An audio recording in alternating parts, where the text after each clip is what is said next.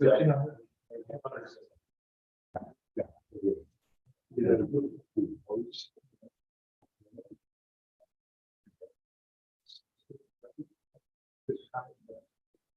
did have comments, but I didn't get a chance to email.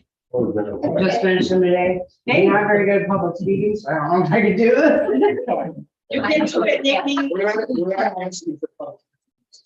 Okay. So in writing is. So that's perfect. This is one sheet. For everybody. I have 7. Oh, I talking about specifically on that copy of paper, so I don't know. And one more. notes. To put on the agenda. We're not having a public hearing. They want to stay here on the hearing public comments. That's what I was asking. So we're not supposed to comment, we're supposed to just, Listen. okay, that's what I thought. That's hard to do. Something that they might today. I figured that this. State. Oh, yeah. So I got my fingers crossed. Thanks. Yep, thank you. Say a prayer. That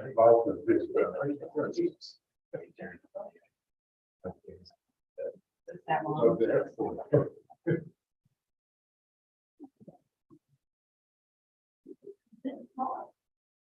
Sure. Yes, I got it. Yeah, and check it. Yeah. You're all set.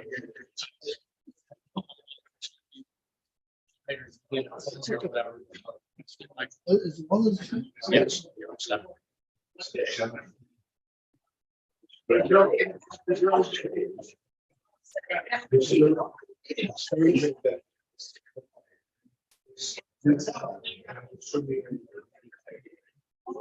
So.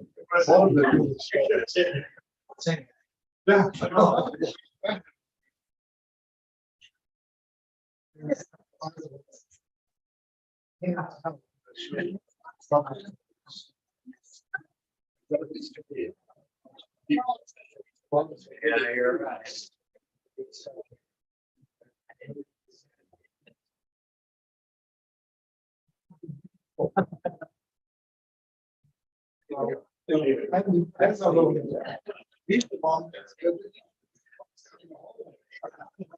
You never know.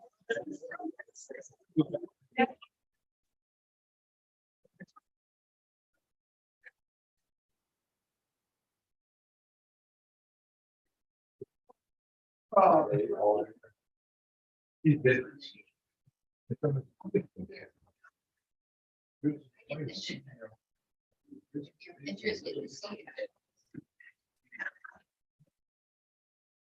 Oh, that's okay. Good.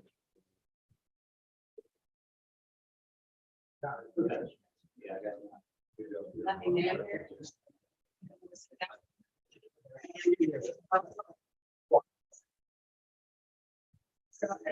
Saw the section. Yeah, I grabbed it. Okay. I could assume that.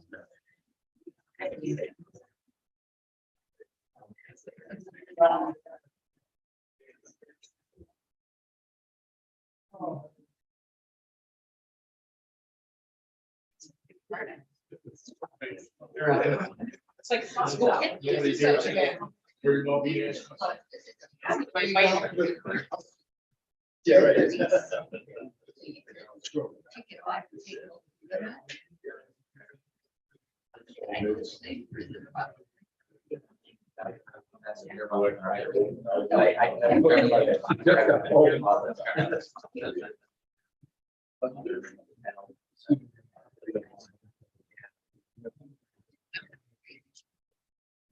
Well.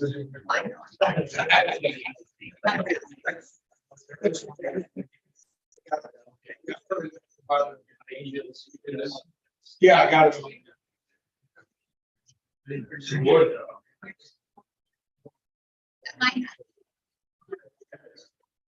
Yeah. So It was, it happens. and I, it was.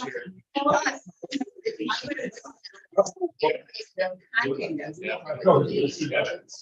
I'm, when it's snowing like that, I'm afraid I'm gonna have to come in. Although I didn't walk, but I started walking.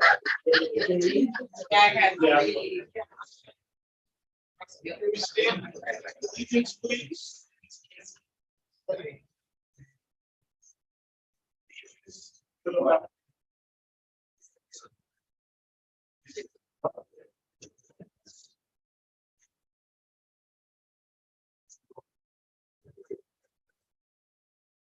Just the keyword.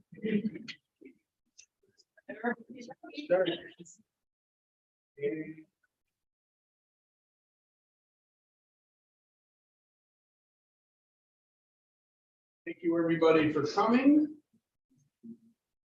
First order of business is approving the minutes from the February 16th meeting.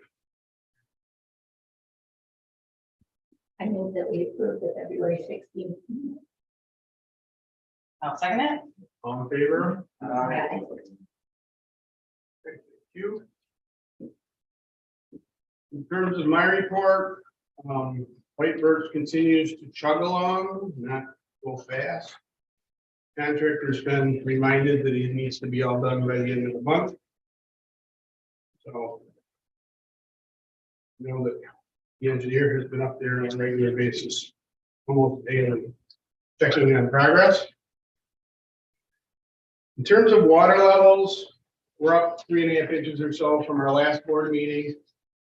All the Great Lakes are above their long-term average. It's isn't new, it's been that way for years at this point in time.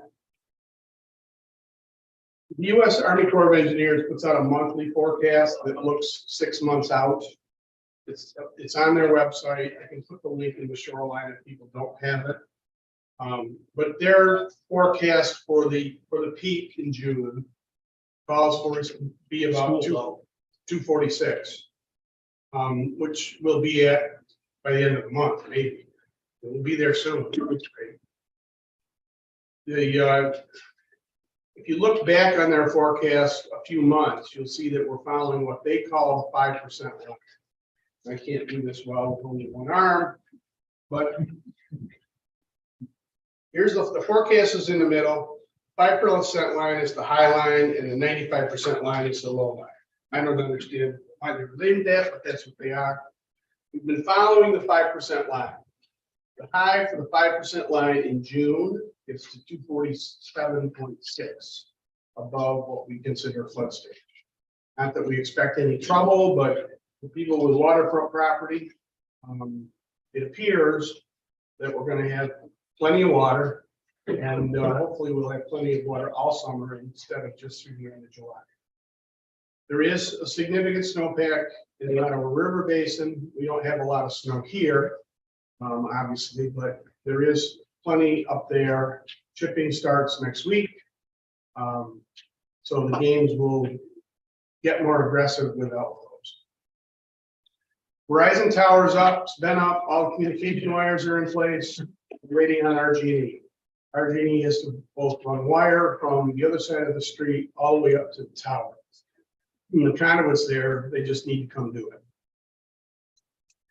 In terms of the beach dunes, the Beach Advisory Committee has reestablished itself thanks to Lori Hayden and Mark Ketchum.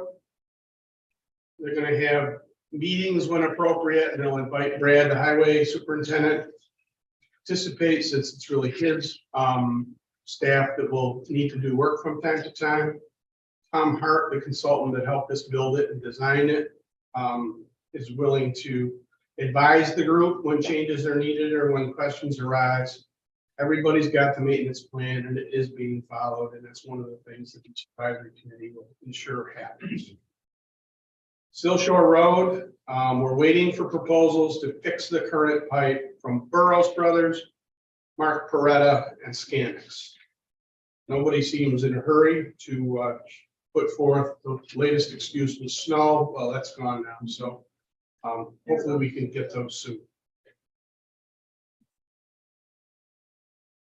Subsequent to learning last month that New York Forward was awarded to the west side of Rochester for our region, Mary Osterman from Sea Grant advised me of a grant opportunity that's no cost share. It's 100% grant. And we talked about different things that it might cover. There are 3 potential sites. There's probably more, but there's 3 identified potential sites for a community here. Without New York Forward, we're going to have to apply for a grant to build a community here. Part of that in New York Forward would have been to study these 3 sites and any others and make a recommendation and then build it. So what we've applied for, and I confused everybody by giving you a copy of it, but it's just a copy of the grant. We don't have to do anything with it. We'll learn in the next several weeks if we got it or not.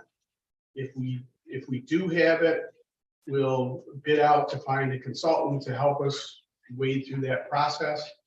It'll take the better part of a year and a half to complete. But once we're armed with that data, it should make getting a grant to actually build a community pier easier because we'll be better prepared. We'll have site selection done. We'll know what the issues are with the site because none of them is perfect. They all have potential issues. So that's what that's about.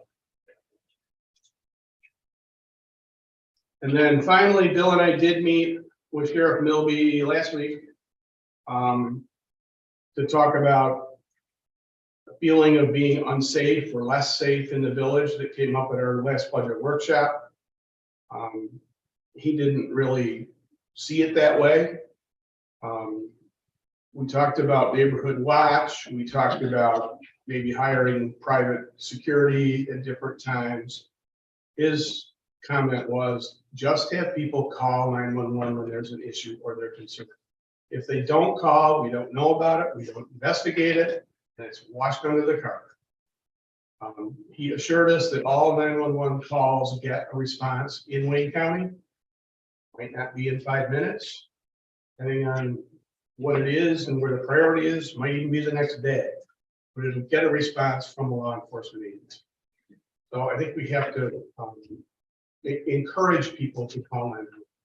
So they're not saying to call the off number anymore, they're saying call Just 911. call in. Dave, I'd asked to be at that meeting as well, and I wasn't notified you were having a meeting. Can you tell me why that is? I didn't hear you. I didn't realize you wanted to be there. I'm the one that brought it up in the last meeting. Well, only 2 of us could be there, and Bill's the commissioner. So, sorry. Well, we all could be there if it's a posted meeting, and that's a tool that we should be using to include everybody. Going back to that, did he say anything about how they stage their officers or anything when we were talking? That would be the one question I would have, like, you know, are there so many that are in this area unless there's an emergency, or is that how they work Yes. it? Yeah, they're scattered throughout the county. There's a process to it. It's different day and night. And actually, we've been trying to pay attention of who drives by during the day and a few people at night as well. Well, I know There's a that- lot of state troopers and a lot of sheriff that drive by. I noted that some article that they were 18 troopers short, and we've got cars sitting Yeah, because they can't get the help. Wayne County Sheriff's. Yeah, that's. what- yeah, Yeah. they are short. Boat patrol might be compromised pretty big this summer, but I just have to wait and see. He also said that he thought a parking enforcement person over the summer would probably be.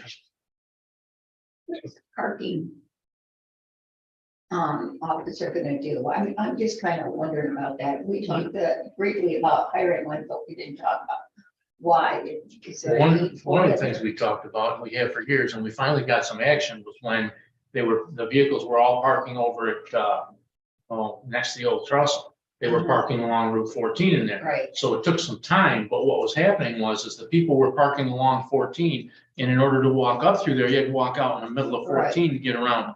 It took some time because, once again, New York State, they finally got signs in there, and it's pretty much stopped that. Now, we've complained about downtown about not having sidewalks. We get sidewalks and people are parking on the sidewalks. That was oh, something. really? Yes, and Okay. but now when I say the people, it's not so much the people that live here in the village as it is the rentals and that kind of thing. They have room for 3 cars, and then there's 4 cars, and the next thing you know, they're parked across the parking of the sidewalks. Now the people that were complaining about the sidewalks, not complaining, had some issues with what was going on, are now complaining the other side of it because, well, now we got sidewalks, but we got people parking. That was one thing. That But makes sense. it also meant, like the short streets, any parking issues, could be handled by them. And that's just something that Sheriff Milby thought would be a good idea because his members or his sheriffs can write tickets for like people parking on sidewalks, and there's a bunch of stuff they can write tickets for. They just want to make sure that there's calls. I mean, I kept track of how many I've had ticketed in front of the hydrant at the end of Margaretta Road. I'm at 16 in the last 4 years.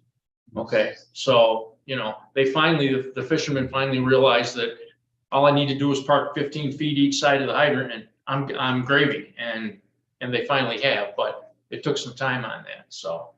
I'm sorry, Dave. No, I'm- Need it, Add what I may have missed. So what did we decide? You had the meeting, we decided that he said call 911 and we want to do a parking enforcement. person? Let's talk about budget. Yeah. That's how we got out of town. In terms of water, New York State reports were done. The TTHM and H885 reports were submitted. I guess more coming for PFAS stuff soon. Trying to implement a new meter project, which I think will come to the board next week or next month. He's scheduling some show and tells with some vendors now. We replaced a curb box at the old Mighty Putt. Starting meter readings for the quarter. Replaced 6 meters during the cold snap. Did have some houses that got wet. Getting the second pump in the Central Lab station aligned and up and running finally. Been working with the Margaretta Road Trailer Park on installing a new hot box for metering there. Their meters buried in concrete and mud. And marking stakeouts as they come in. And then his quick is, Mama always said water's better than metering. See what helps. Wastewater had a new impeller changed at South Shore 1 pump. Rags removed from pump 2 at Margaretta Road. Received 3 quotes for new sewer cleaner, which will come back to the board once we have an approved budget. And the pickup service inspected, changed 3 air diffusers in the digester. They're monitoring the White Birch sewer project. And sanitary napkins, tampons, applicator, do not belong in the sanitary sewer. That's it. Bill? The only thing that we were gonna talk about was the parking enforcement and that, and we pretty much just covered that until we did in the budget and that, so. I hate to say it, but that's all I've got for a change. Jennifer? I think mine is an actual agenda item on the digital meeting policy that I worked on from the last meeting. Other than that, I don't have anything else. Fair enough. Budget. The ambulance, total calls, February, were 23. Billable were 15, ALS assist 14, mutual aid 16. Sign offs and no transport, there were 4 of those. And total responses for the year at 68. All of the ambulance. Highway department, obviously the weather going back and forth. They had 21 plow runs in the past month, bringing the total of 51. Brad telling us that based on the freezing and thawing conditions, more than normal, we have extra potholes around. They're going to continue to keep them under control. They did do some cold patch here and there, some spots I saw. Sill Road has only been pumped 3 times to date. A bunch of limbs from a recent ice event be picked up again in the month of April. They're asking everybody to please keep the brush piles where they're easily accessible. Spring plow cleanup will hopefully be getting started shortly. So damaged lawns and whatnot can be returned to normal and roads and sidewalks swept and cooked. We have dollars to date on the pumping. Brad, I'm sure Brad. Brad is tracking. Lori? As far as I know, we haven't heard anything on the EV grant money at all. And Linda Youngman and Jenny and,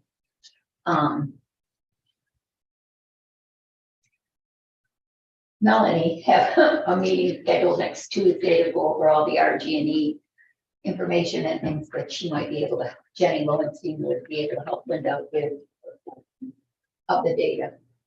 And so that's kind of there. We've got our RFQs. We have three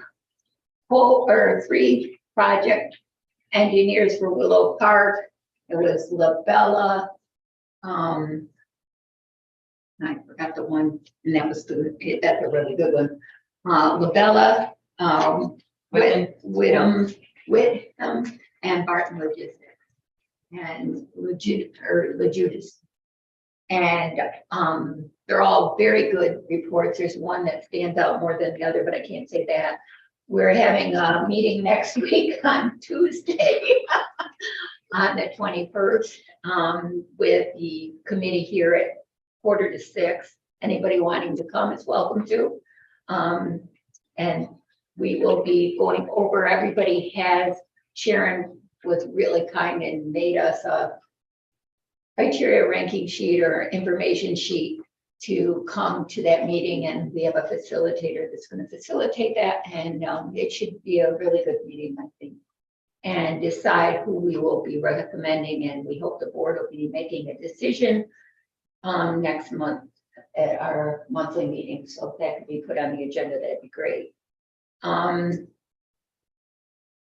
been on the planning board, I've been contacted by several people in regard to the length of the docks at Tideside Marina and what the bubbling system will do to the ice fishing in the wintertime.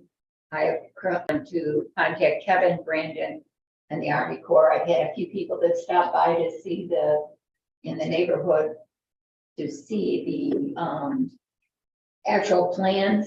I can't see anything on the plans that shows anything that they're doing differently, unless it turns out that it measures differently than what it says.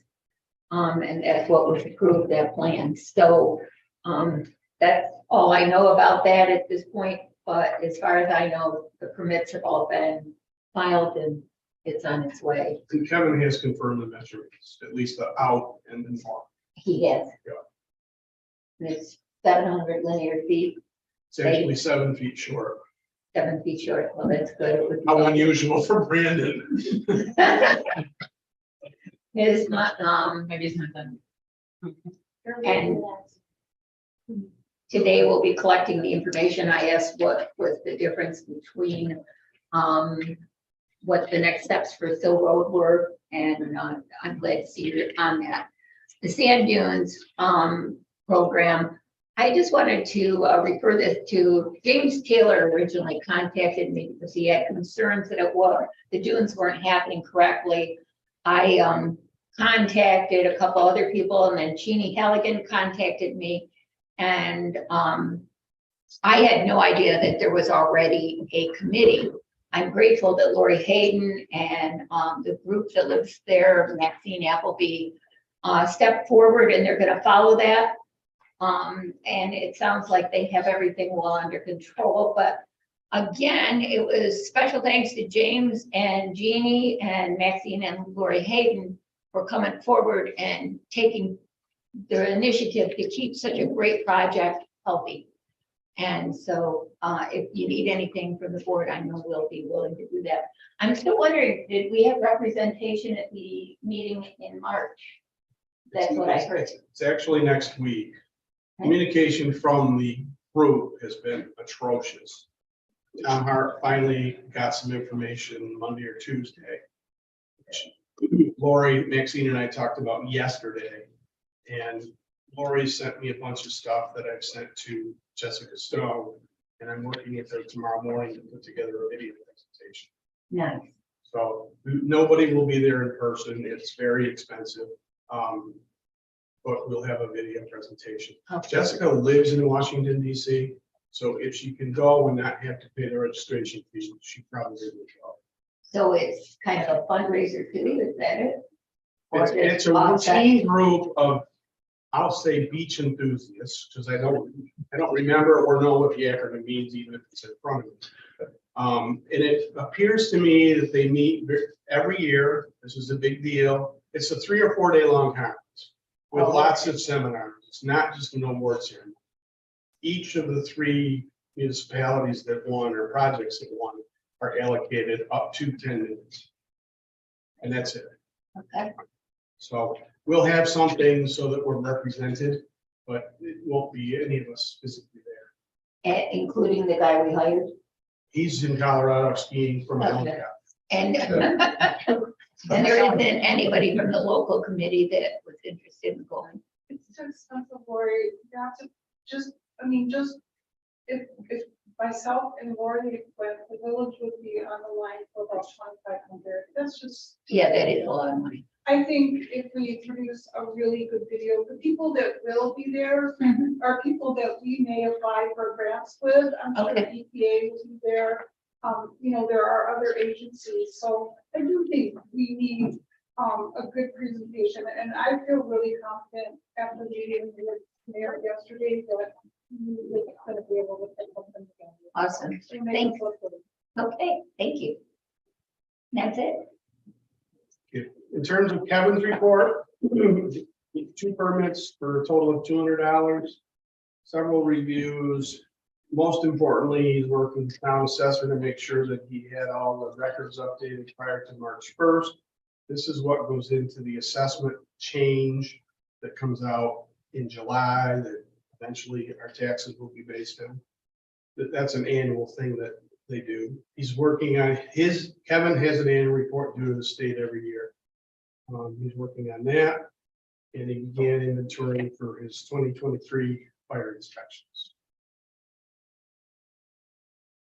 With that, we are at public comment. Anybody in the room?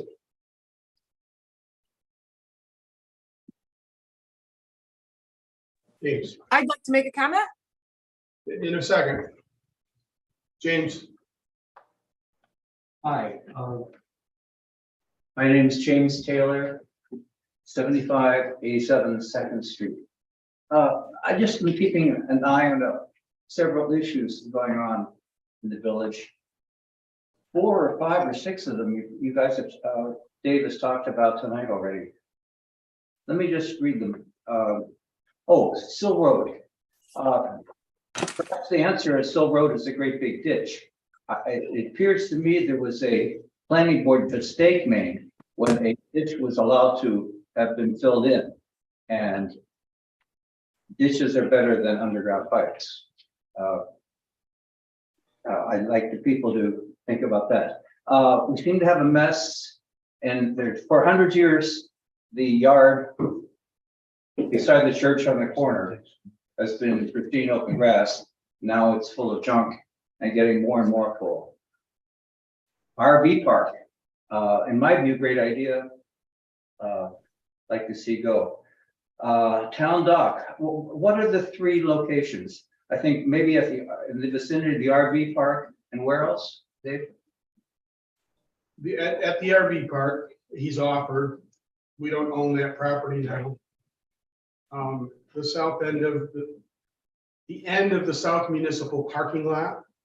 Krenzer will have to participate in that because they actually own most of the land that's there. We own a little bit. So the village has a tiny little Yes, access. but Tim Haubecker is willing to work with us if that becomes the desired location. I mean, that has parking right downtown. I mean, that's. And restrooms, Oh, and the yacht club is the other one. Yeah.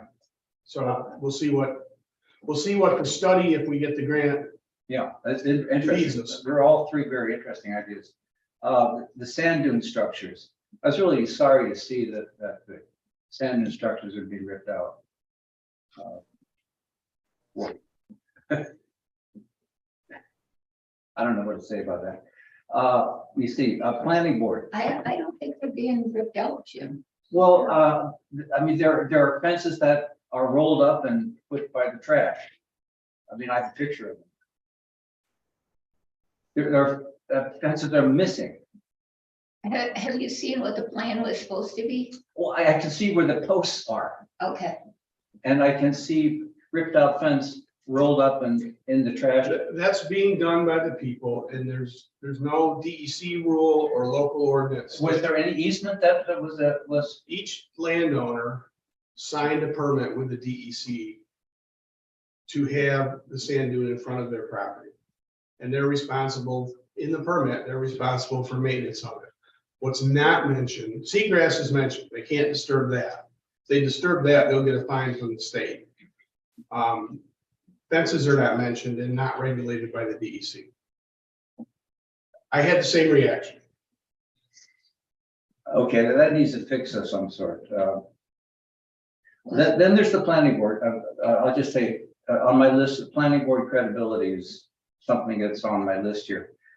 Eminent domain, the Sill property, the Sill Road, perhaps eminent domain needs to be used to make a ditch. I don't know, they filled in a ditch and there's a problem. Restaurant codes. How about some kind of a partnership with the county to manage the county park over at the channel entrance?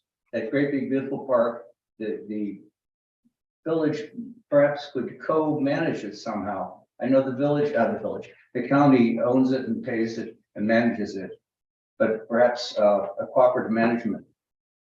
That beach in the county is part of the maintenance plan for the dunes because that sand was built up there as well. Well, I So mean, the county does the work, but there is communication. oh, great, okay. Let's see. Oh, Willow Park, great idea, came out of nowhere. Thank you for making that idea. I think that you guys are doing a good job. Thank you. Thank you. Anybody else in the room? I have a question. Well, go ahead, Jan, please, Jean. We got Lori. Kathy Madison's up now. My name is Kathy Madison, 8405 Bay Street, Silver's Point. I live full-time in this village and appreciate that our economy depends on tourism.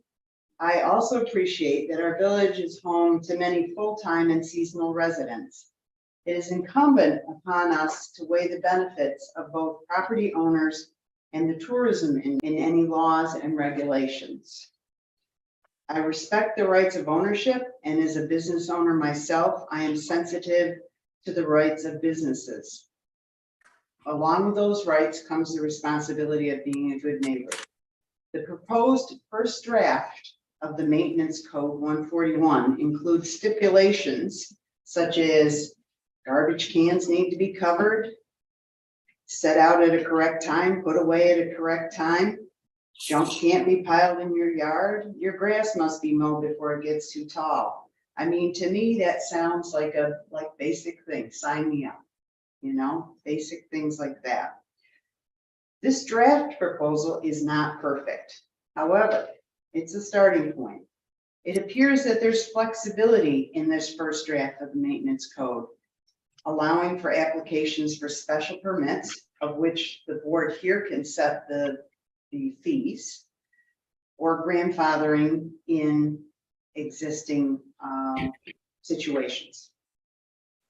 As an example, section 141.9, outdoor storage of marine vehicles and marine equipment, does not allow for the storage of marine equipment in the LCR, waterfront, commercial or industrial zones, except it's allowed with a review process. And current businesses are grandfathered in and can continue as they have been doing. So it allows flexibility, both new businesses, if they were to come in to do something like this, store docks, for example, and the businesses that are here now can continue. As our town increases in density of residents, visitors, and businesses, issues such as garbage disposal may become more prevalent. I hope that the village board takes a proactive approach as you work through this first draft of proposed changes. And you become the board that plans and looks ahead to the future to make it a better place for everyone. Thank you. Thank you. Jean? Thank you. I live at 7598 Second Street. I'm the last one on the right on the beach. And the first thing I want to say is something about the sand fences. Someone alerted me that in the, I think it was the February village board meeting, that James said something to the village board implying that I took my sand fences down. I did not take the sand fences down in front of my property. Brad's highway department did that. And I don't believe that it was malicious intent. When I talked with Brad, because I was talking with him about the paving, he said it was in their work orders or their to-do list to take them down in June per the agreement that was signed. The village and the homeowners signed an agreement. I was one of the people that signed that agreement. And the agreement says that there were 2 rows of fences, and the outer row of fences is supposed to go up in September and come down in June. So I had inordinate health issues in 2022, 5 orthopedic surgeries. I was hardly in Sodas Point. But after that village board meeting, I realized I have a problem because I want that outer row of sand fences on the beach. So I want you to know that I've hired a private contractor. I'm going to put fences back up in front of my house, 1 row, not 2 rows. And I've made arrangements for that. We're waiting for the ground to thaw and the snow to melt. But we had an agreement that those fences would go up in September and come down in June. And again, there wasn't malicious intent. I just don't think they have the resources in the highway department. But the village is not exactly following the agreement with that. Now, there may be other homeowners doing different things, but I wanted to clear the record. Jean, the temporary fences were taken down at the direction of the consultant. You're absolutely correct. The agreement says September to June, but when Tom visited the beach sometime last fall, he told us that we should take those down. They'll go back up again in September. Right, but right now we're going to, as soon as the snow melts and the ground thaws, there's going to be a lot of sand that's going to blow. And I want sand. I mean, we are allowed to put sand fences on even on the county property. It's my private property. I'm going to put fences back up because I don't want, when the snow melts, I don't want the sand in my driveway. And that was one of the benefits to the homeowners and to the village, because you can get a lot of sand, particularly on Second Street. And over the years, I have sent the village pictures of, 2 or 3 feet that can blow on the street in one night. The dune fence has done an enormous benefit to that. But I just want to say to the village that, and I have also posted the property because I didn't want people to take those fences down. I didn't want them on there. And if you're going to put fences up or down, I will give you my permission, but I need to know when you're coming on the property. And that was one of my issues when I signed the agreement, and I was assured that I would be notified, and that didn't happen. And again, I don't think there's any malicious intent, but it was the understanding that the outer row of fences would go up in the off season. So I'm glad. And then I'm the one that started the emails with the Dune Committee. I still have severe orthopedic issues. I'm happy that Lori Hayden decided to call the meeting, but I do hope that the village will work with the committee. We live there. We see everything happen on a day-to-day and week-to-week basis. And my dad is 89 years old, and he's a trained geologist.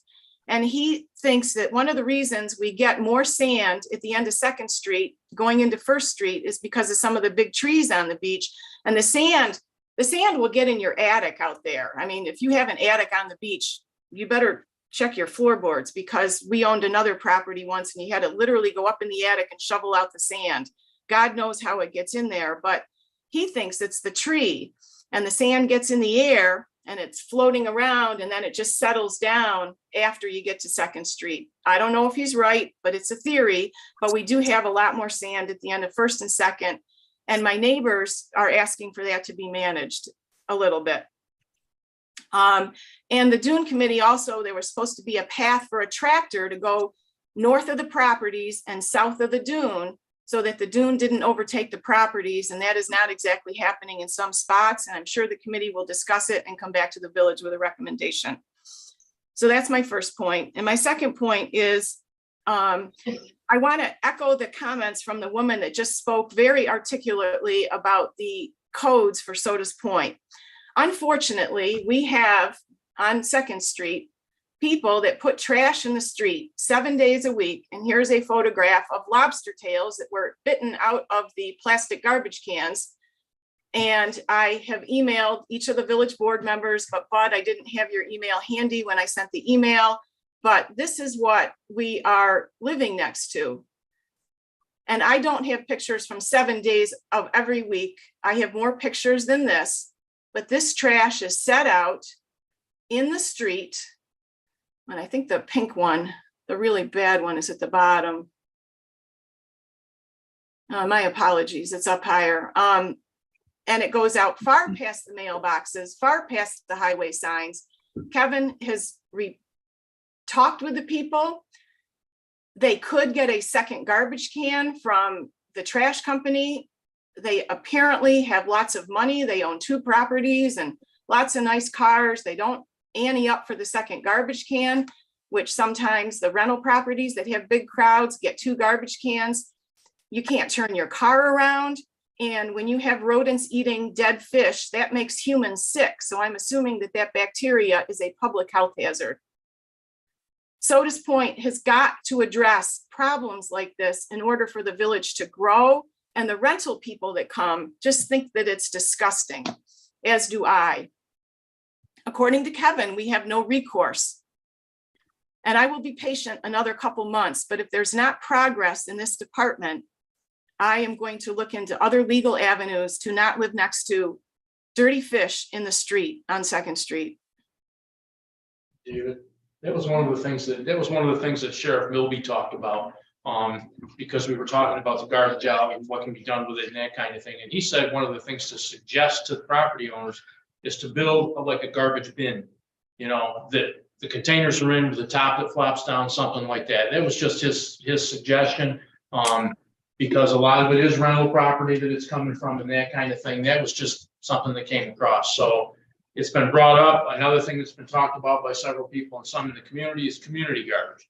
Having a company try to talk to a company that would come in and on a weekly basis would pick the garbage up and take it out. Of course, there'd be a cost of it, but there are cities around in that have their own garbage pickup and that would be another thing. So it would be done on a regular basis and tracked. But You know, Bill, those are great ideas, and anything to keep that kind of a mess out of a tourism-based village is excellent. But these people just walk and just carry the bag of trash and put it in the street. When they pick up the trash on Monday, by Monday night, there's another bag of trash in the street.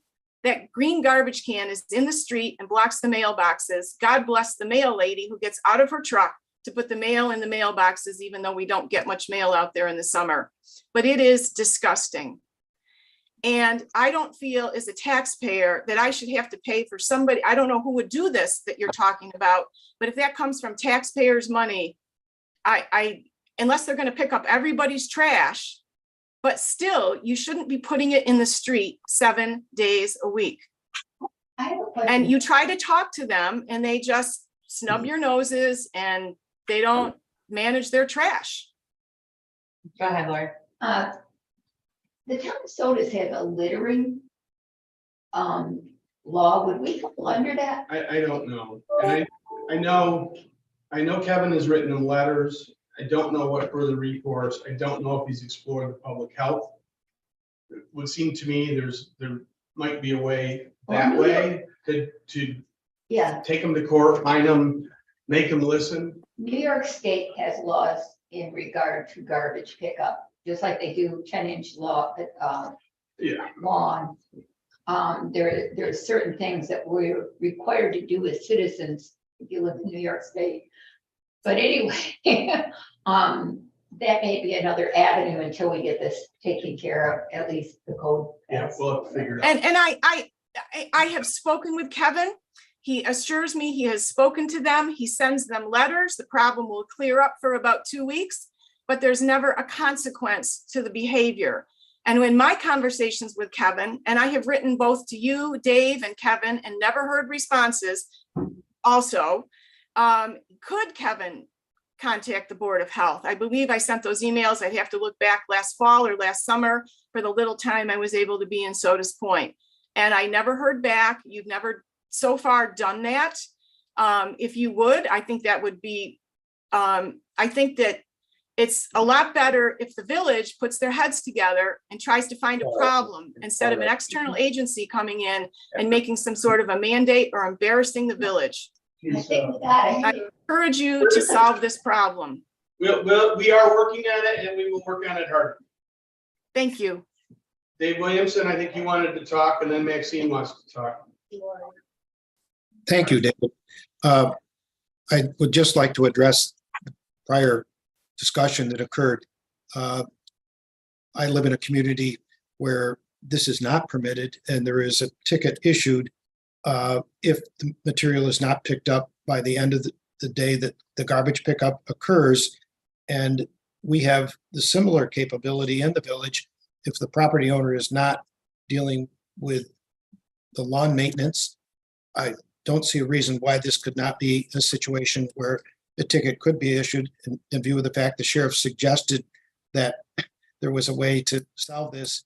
They could be a cooperative party to that because they do patrol these streets in the village, that they give them an appearance ticket. And if it's not promptly paid, then in fact, it would be added to their tax bill.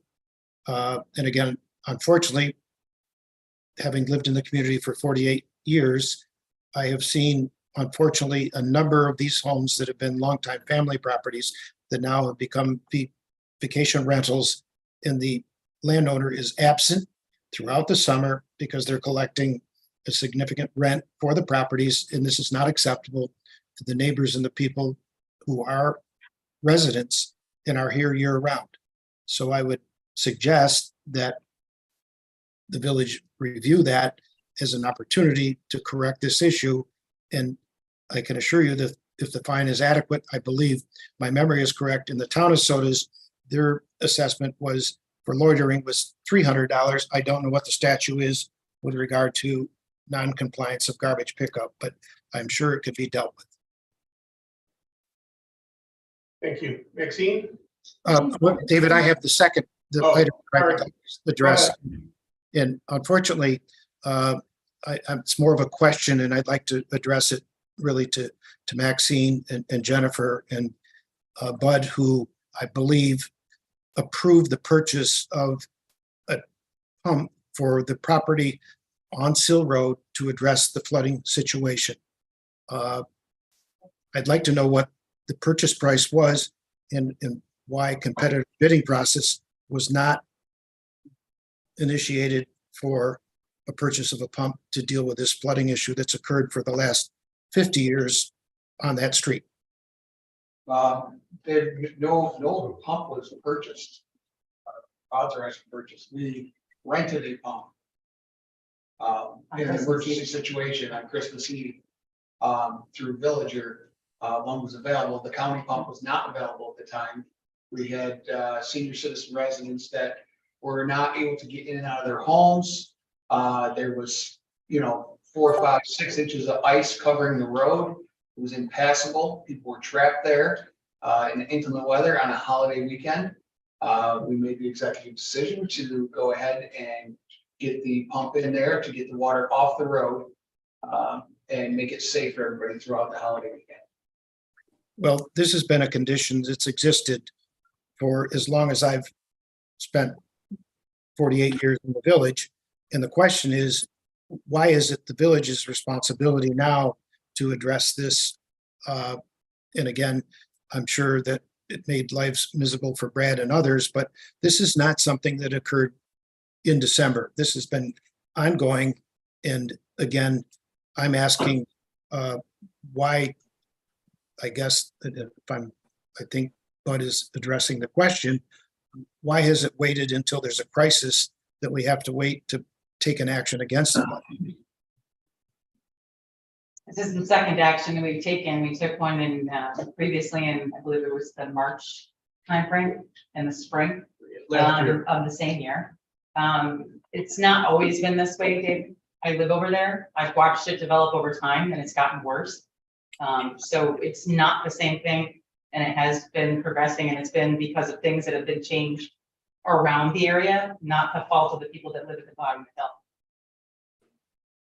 So are you suggesting that who changed the grades that affected this to become a worse issue? That's an excellent question, and that would have to go back to researching all of the planning board approvals for all of the changes to the neighborhood, including the golf course, because they also changed the grades and also created more water.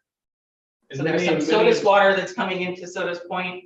There is some Sodas Point water that's going into, and it's all going to the low point, which is where the Russos live, and they're underwater. And many of the changes that people made are not subject to planning board approval. But they were made.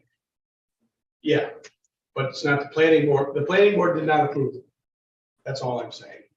There's some that were approved by the planning board, based on what I've seen. But I It think that doesn't matter whose fault it is. it's a road that, it's a road that we maintain as a village, so it's our problem to correct the flood. Okay, but my point is that this has not been an issue that just developed on Christmas. It's- No, we addressed it with Dave's support in March of the same year. And then Christmas Eve, it got worse again, so we addressed it again. And we're addressing it ongoing while we're coming up with a final solution. And who's going to pay for it? Well, If the issues- that's up for debate right now, because there is some folks that are assuming some responsibility, so I don't know the total price tag. We're waiting for quotes. Dave in his report just told you, we're waiting for 3 quotations from 3 different folks to tell us how much it is to correct the pipe problem. And is that going to be, it's difficult hearing you, is that to be split between the parties that are going to receive the benefit? Or is this going to be a burden to the village? Right now, it's a village road. Okay, but if it was caused as a result of other actions by third parties that was not done by the village, then it should reflect that the responsibility falls back to the reflected property owners. We're gonna have to work with our attorney on how that plays out. Okay, thank you. Right now, the goal is to get the pipe repaired so it works and we can stop pumping. Thank you. It's an expense that we should not have to be incurring. Thank you. Lori?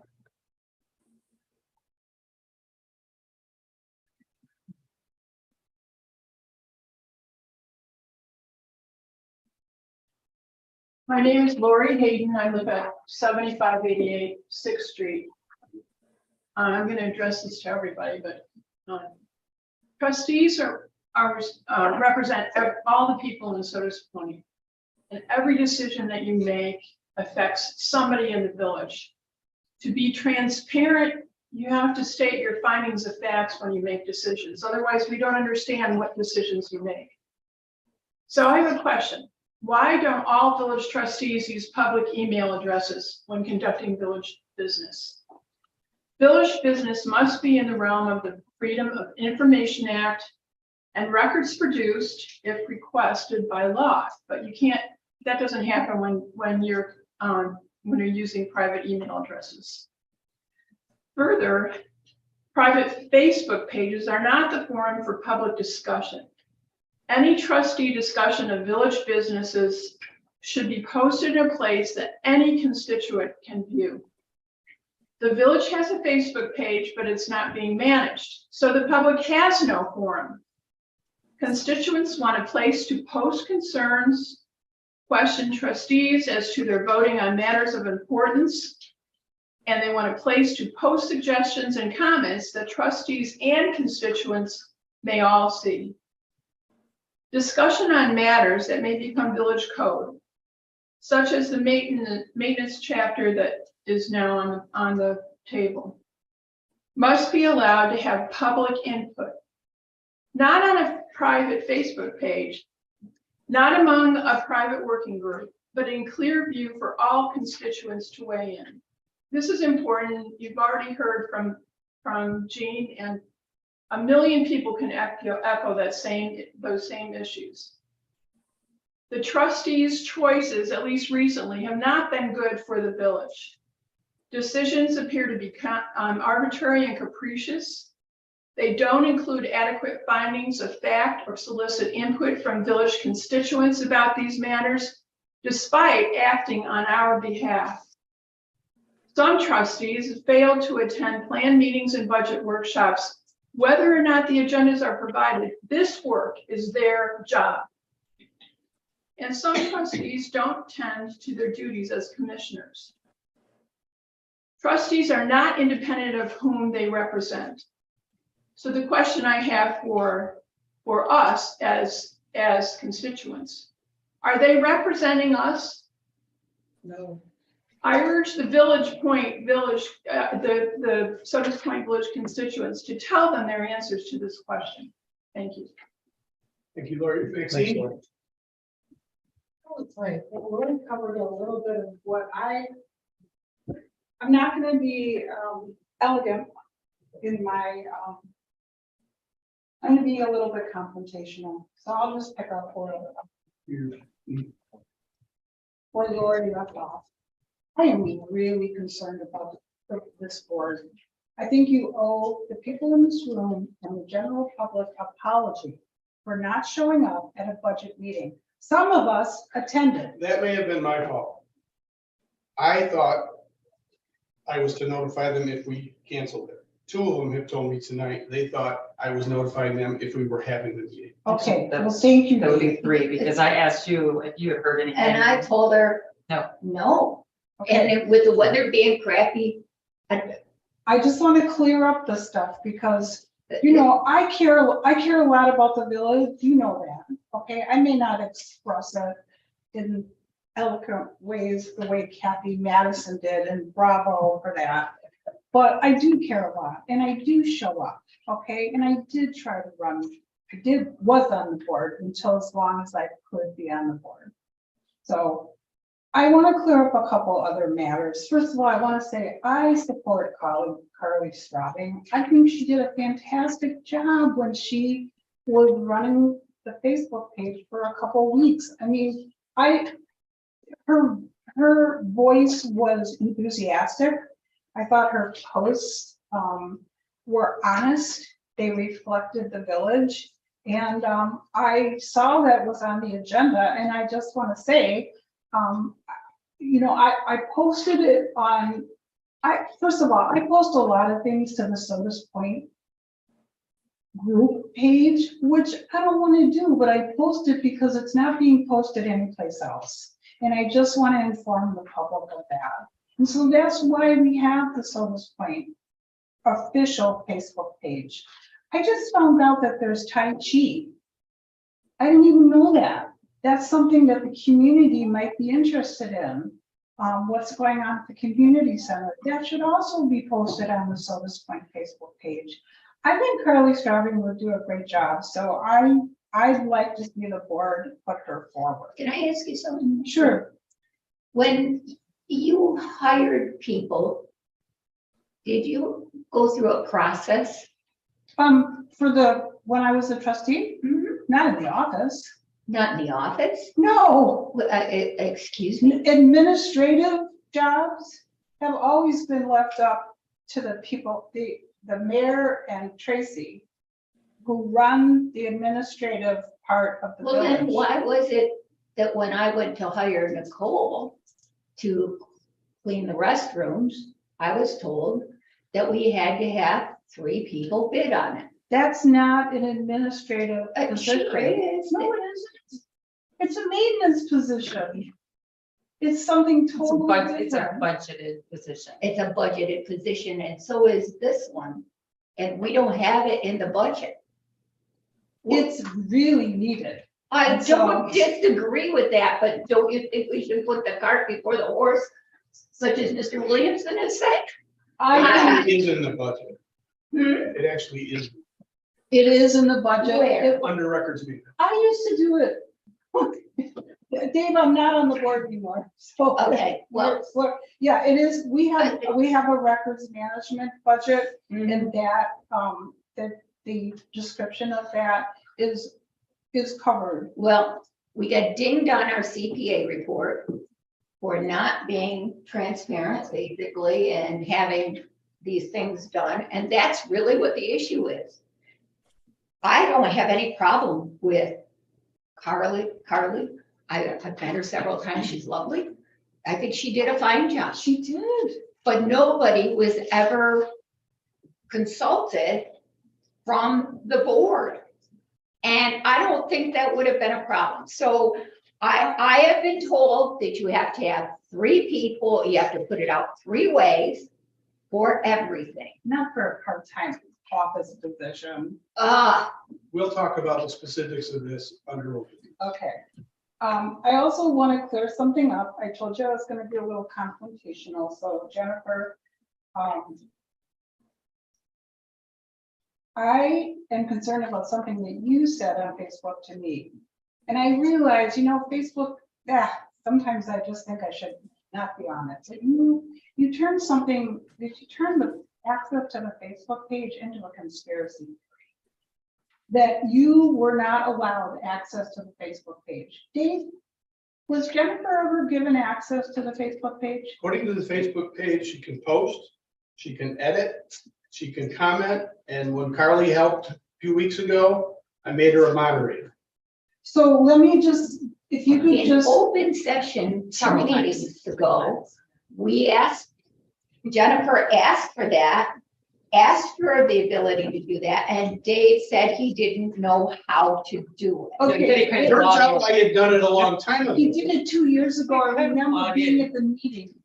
So Jennifer, if you could just write this down, Google how to find Facebook page admin invite instructions. And you have to do it on your computer. It's really hard to find. They're still there. When you find them, just accept and you have access. Thank you, So Betsy. you can do I have it. several pages, thank You you. can do it in the interim, if you Thanks. don't get No, I'm it not done. allowed. Well, you are a commissioner and you are in charge of That's It's funny, communications. but you're supposed to do these jobs and you don't have access to the tools that do the job. But I'm saying you do have access to the tools. I understand what you're saying. Okay, so that clears up that. The next, I just want to say, I'm appalled that some board members think it's acceptable to have that garbage up at the church. Now, there was comments made that that's a commercial district and that's totally acceptable. You look around, there are residential homes. It was LWRP in the early, the LCR in the early days. Those were for mom and pop operations like PJ's Salon or what do you call it? I can't remember his name. He's got the prop shop. Those are for businesses that work out of their homes. That's what that was meant for. That is awful. And I just can't believe that you as a board, I said I was going to be confrontational and I am. You as a board find that acceptable, that the entrance to our village is full of junk. I mean, there's a couple boards out there that could easily be picked up and put in the garbage can, but have just sat there for the entire 6 months since those boats have been there. Something needs to be done. And I think the maintenance codes will address that. So I totally support that. And I also finally, I know I've talked probably longer than somebody else. I support the grant for this study to find a location for the public here. The Lotus needs a home, okay? She needs a home. And we owe it to Martha and everyone involved on that vessel to bring her back and make her land here. There's going to be a lot of changes in this village, a lot of positive changes. I see the Malt House turning into something. I think the NOAA satellite office, if it's funded in Sodas Point, is a possibility. So I just want you guys to pay attention and represent me, okay? And represent everybody here. So I really support this grant and I hope that you allow it to go through. That's all. But I'm still looking for that garbage can in the park. only because I left piles of garbage there. And I said something to you and it never got picked up, so it all blew in the bushes again. Thank you.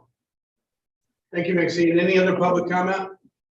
Bruce? I found the agreement with the village, and I'll read the sentence in the paperwork that I signed with the village, and it says, and I quote, "The temporary sand fencing is between Labor Day and Memorial Day, and to be coordinated with other village activities for sand and walkway management to achieve efficient use of resources. These actions are done at the initiative of the village and the county." I'm going to repeat myself. I thought those temporary sand fences would be up from Labor Day to Memorial Day or September to June, something like Nobody's that. disagreeing with you. So I'm just saying it was in the agreement. That's all. Thank you. Bruce? I just want to take a couple minutes before you start discussion on 141. There's still seems to be a little misunderstanding as to the planning board's role. We were asked back in 2020, December, to draft, not write the code, but to draft. That process started with our asking the public for their thoughts, their complaints, their suggestions. This is done through a online form on the village website and by the board members going door to door with our neighbors. We then took that information, we searched other villages and town codes. We didn't make all of this up. We went to other towns, villages, see what they had. We pieced together the sections that address the concerns and suggestions that we had received from residents. These sections underwent revisions and tweaking. They've been reviewed by the present and former village councils. We don't represent this as a perfect document. It is a draft.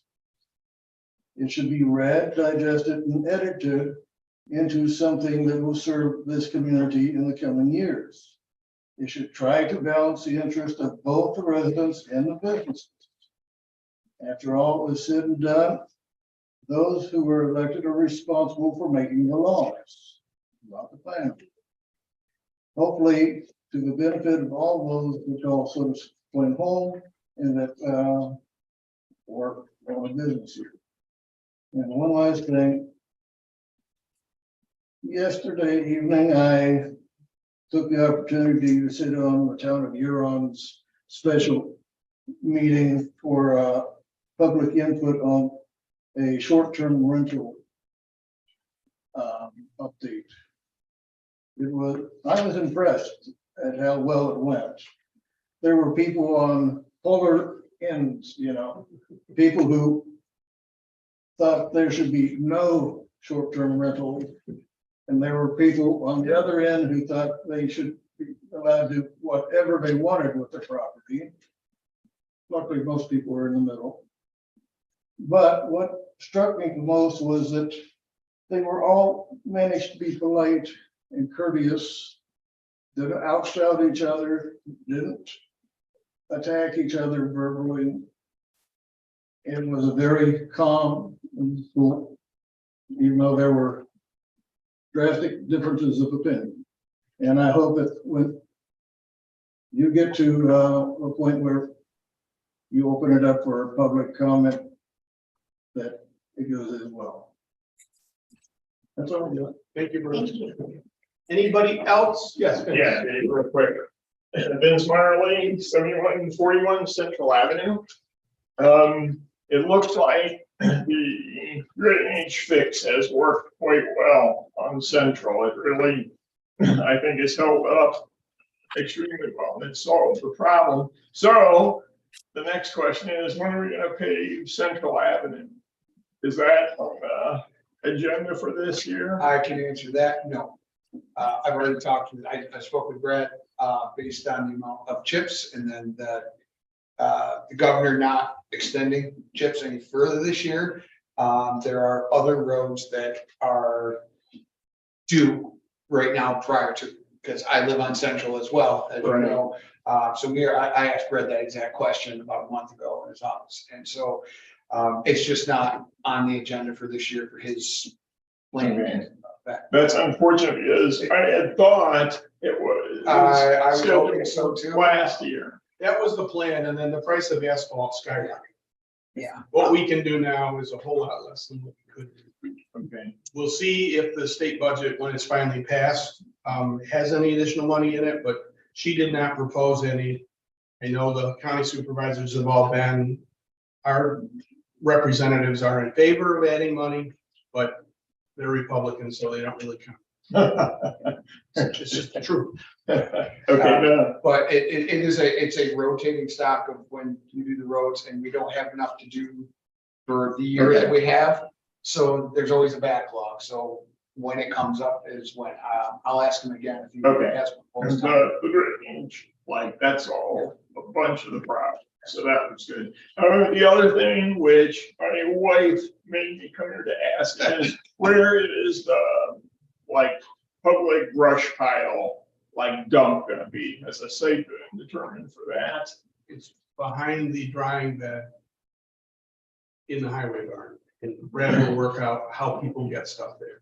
Okay, is that's like, that's all she does, is I know. pulls brush. He knows that All the very time. well. He'll be in direct contact. Okay. Maybe even drop a trailer off. And that's-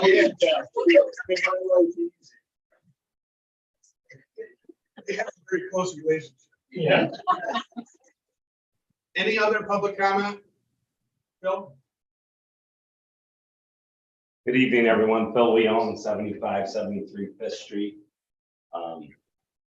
I've definitely been critical of the property maintenance code and the title of it, because I believe it's misleading. We have a zoning law here. Zoning kind of rules the roost when it comes to land use. It seems that We can't hear you. it seems that for a boating community, we have an intolerance for certain properties to have marine equipment, which is a new nomenclature that under this code was created. If you drive through this village and really look at all the different marine equipment that's all over this village and everyone talks about the entrance to the town. I've heard it be the Four Corners. I've heard it be, my property in White Birch up the road. I've heard it be Brandon's property. Our entrance to the village seems to be moving with everybody who talks about it. One thing that could probably cure or would serve the community well, maybe we create a community trust, similar like the Genesee Valley Land Trust. And when these properties that are so sensitive that everybody's so upset about that they feel they have to draft a whole new law to lock down on somebody who invested in it, maybe the village should buy these properties. The property that Martin developed up on 14 was $40,000 or $45,000. We've blown that on studies, right out of our budget. We could have easily afforded that, made it parkland, but nobody did it. A lot of the people in this crowd have been here for, I hear 48 years on Mr. Williamson. A lot of people have been here and just watched things deteriorate and go by instead of doing something about it. Now you got new blood coming into town. They're spending money. They're developing properties that weren't developed. And you guys want to stop them. I agree with you. Some of the stuff, yeah, it could be better placed, but the guy who bought the church, he's helping some of his neighbors on Craig Street. The fact that you guys would even draft something that you can only have a 16-foot long container, knowing that storage containers are 20-foot standard or 40-foot standard, that's kind of prejudice. Seriously, the guy's, he's gonna need somewhere to store building materials that's secure, somewhere out of the weather. You wanna make it so we can't do that. You guys wanna put a roll-off law into effect. I owned a roll-off company for 23 years. I was licensed in Irondequoit. I was licensed in the city. I was licensed in Greece. Nowhere have I ever put a container that we had to get it permitted by the property or by the container. It is just, where do we come up with this stuff? Again, because the guy has a dumpster there. He's already dumped it once. Would you rather he stacks all the stuff on the ground and then orders a dumpster when he has a dumpster load full. That's not plausible. That's gonna hurt the village. We're gonna have garbage stacked in everybody's driveway until they're ready to get a dumpster, or they'll have it live loaded out. I've been driving around the village watching, and that's what's happening right now, even before you're out. It's not perfect, and I appreciate you stating that, Bruce, and I just think that, maybe a community chest. That way, when none of the 3 properties, mine included, that everybody, the whole boat hoist thing started over. They had sat on the market for a decade, nobody bought it. The guy who owned it died with it. Before he bought it, it sat there empty for 5 years. I buy it, start doing something with it, first thing that comes up is somebody wants to write a code. Because someone doesn't want to look at a boat hoist. But then I drive around Craig Street, I took 10 photos today of boat hoists that you clearly see from the road. Truss stocks up in the air, 10, 12 feet. I mean, really, do we have selective vision disorder when we come into town? The malt house isn't pretty. The water tower on Lake Road isn't pretty. The sewage treatment plant isn't pretty. I mean, seriously, why are we picking on the few people that are actually starting to put money into town?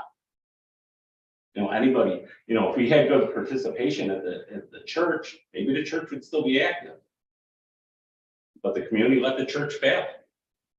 There's no participation. Then it goes up for sale and someone buys it and yeah, he stored a few things there. The one neighbor, I was kind of curious. The one neighbor got up and kind of spoke against it and kind of spoke for it because it is his neighbor, but that individual can't even get his boat out of his backyard if this guy puts up a fence right now. He costs his property to put his boat in the backyard and put a tarp over it. So it's all right for him to do that for years. This guy puts a boat in front of that boat and everybody's signaling him out. There's an easement over his property to get a boat in the backyard of the other property. Is that for the guy to put his boat across? Is that his easement? Probably not. So, in all fairness, cutting lawns, that's on the state books. Garbage, yeah, something's got to be done about garbage. I feel bad for this tailgate because she's surrounded by it. And we talk about, Bill brought up, I think people miss the point. Some municipalities, they put out their garbage for bid. That way everybody's required to have a garbage person. It hits your taxes. It should technically save you some money done properly. That way we have one garbage truck in town 1 day a week. Right now we got garbage trucks every single day running up and down our roads, destroying our roads. You guys want to write a property maintenance code? Write one that's going to save our infrastructure, have one garbage truck in town, and give everybody a garbage can. And then make it part of your proposal, your RFP. You can do. There's got to be a provision in there. If somebody has garbage midweek in the middle of the thing, we go ahead, let's call the garbage company. They're required to come pick it up, and then we backfill the customer for it, or put it on their taxes. There's ways to fix these problems, but I think we could do a better job. And I think the people that have been here a long time, they have an intolerance to change. I respect that. I respect everybody that donates their time to these boards because none of it pays for the aggravation that you have to go through.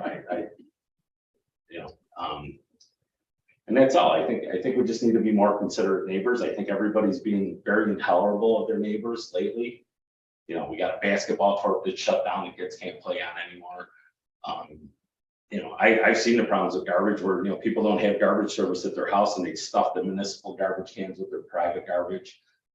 Those are issues. Those are things that need code revisions. Those are things that we can help.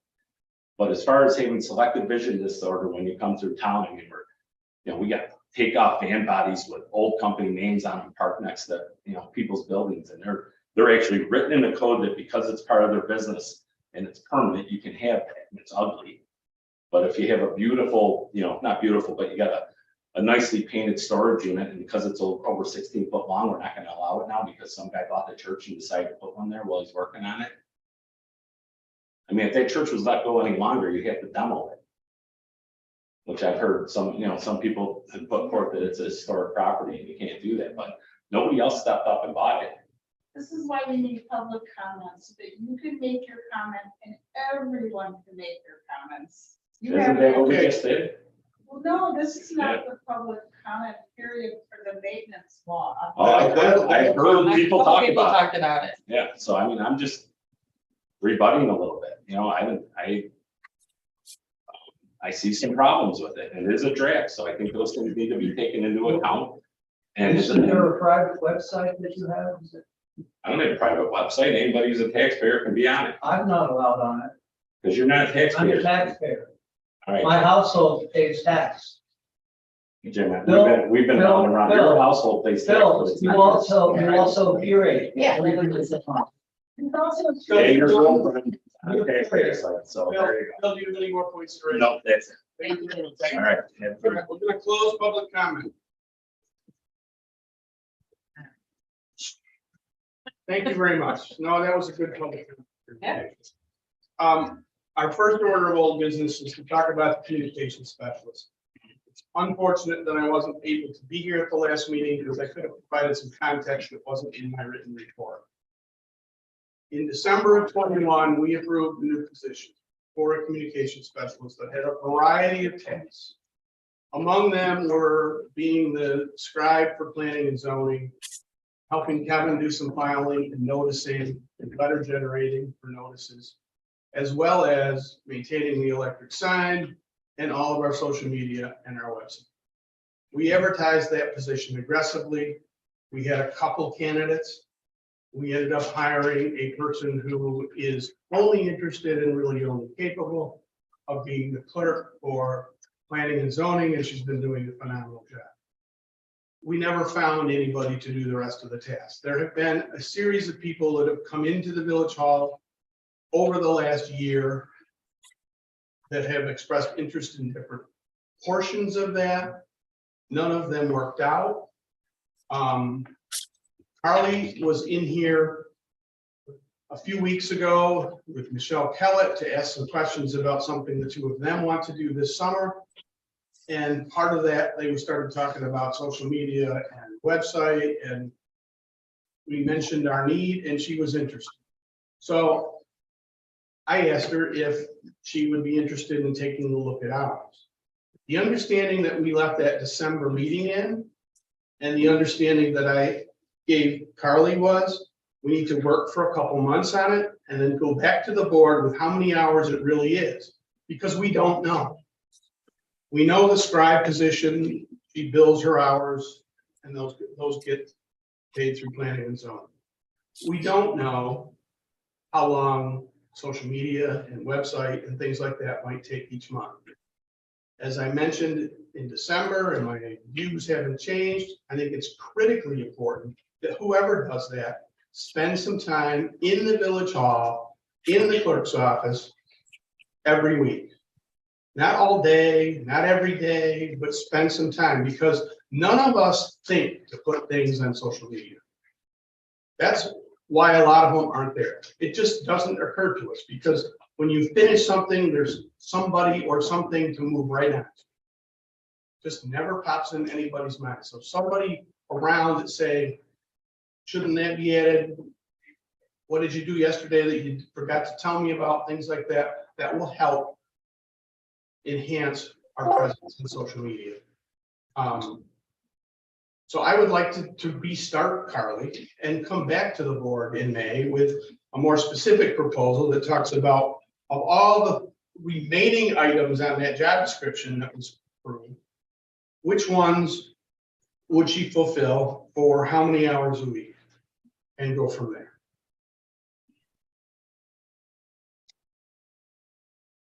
I don't think I've ever gotten over the fact that I was not able to recoup my personal expense when I made Nikki whole for cleaning the restrooms for 3 weeks because I was accused of not doing the process after I asked Dave if we could just hire. And he told me yes, and then all of a sudden, I was chastised at a meeting for hiring a friend. Nikki, had I ever met you before the restrooms? I hadn't. Since then, she's cleaned my boat. She does a great job. At that point in time, there were a lot of things accused. 3 weeks. Then, after I made her whole, I personally cleaned and kept open and closed those restrooms with the help of several other volunteers. Bill did it, you did it, Bill Dixon did it.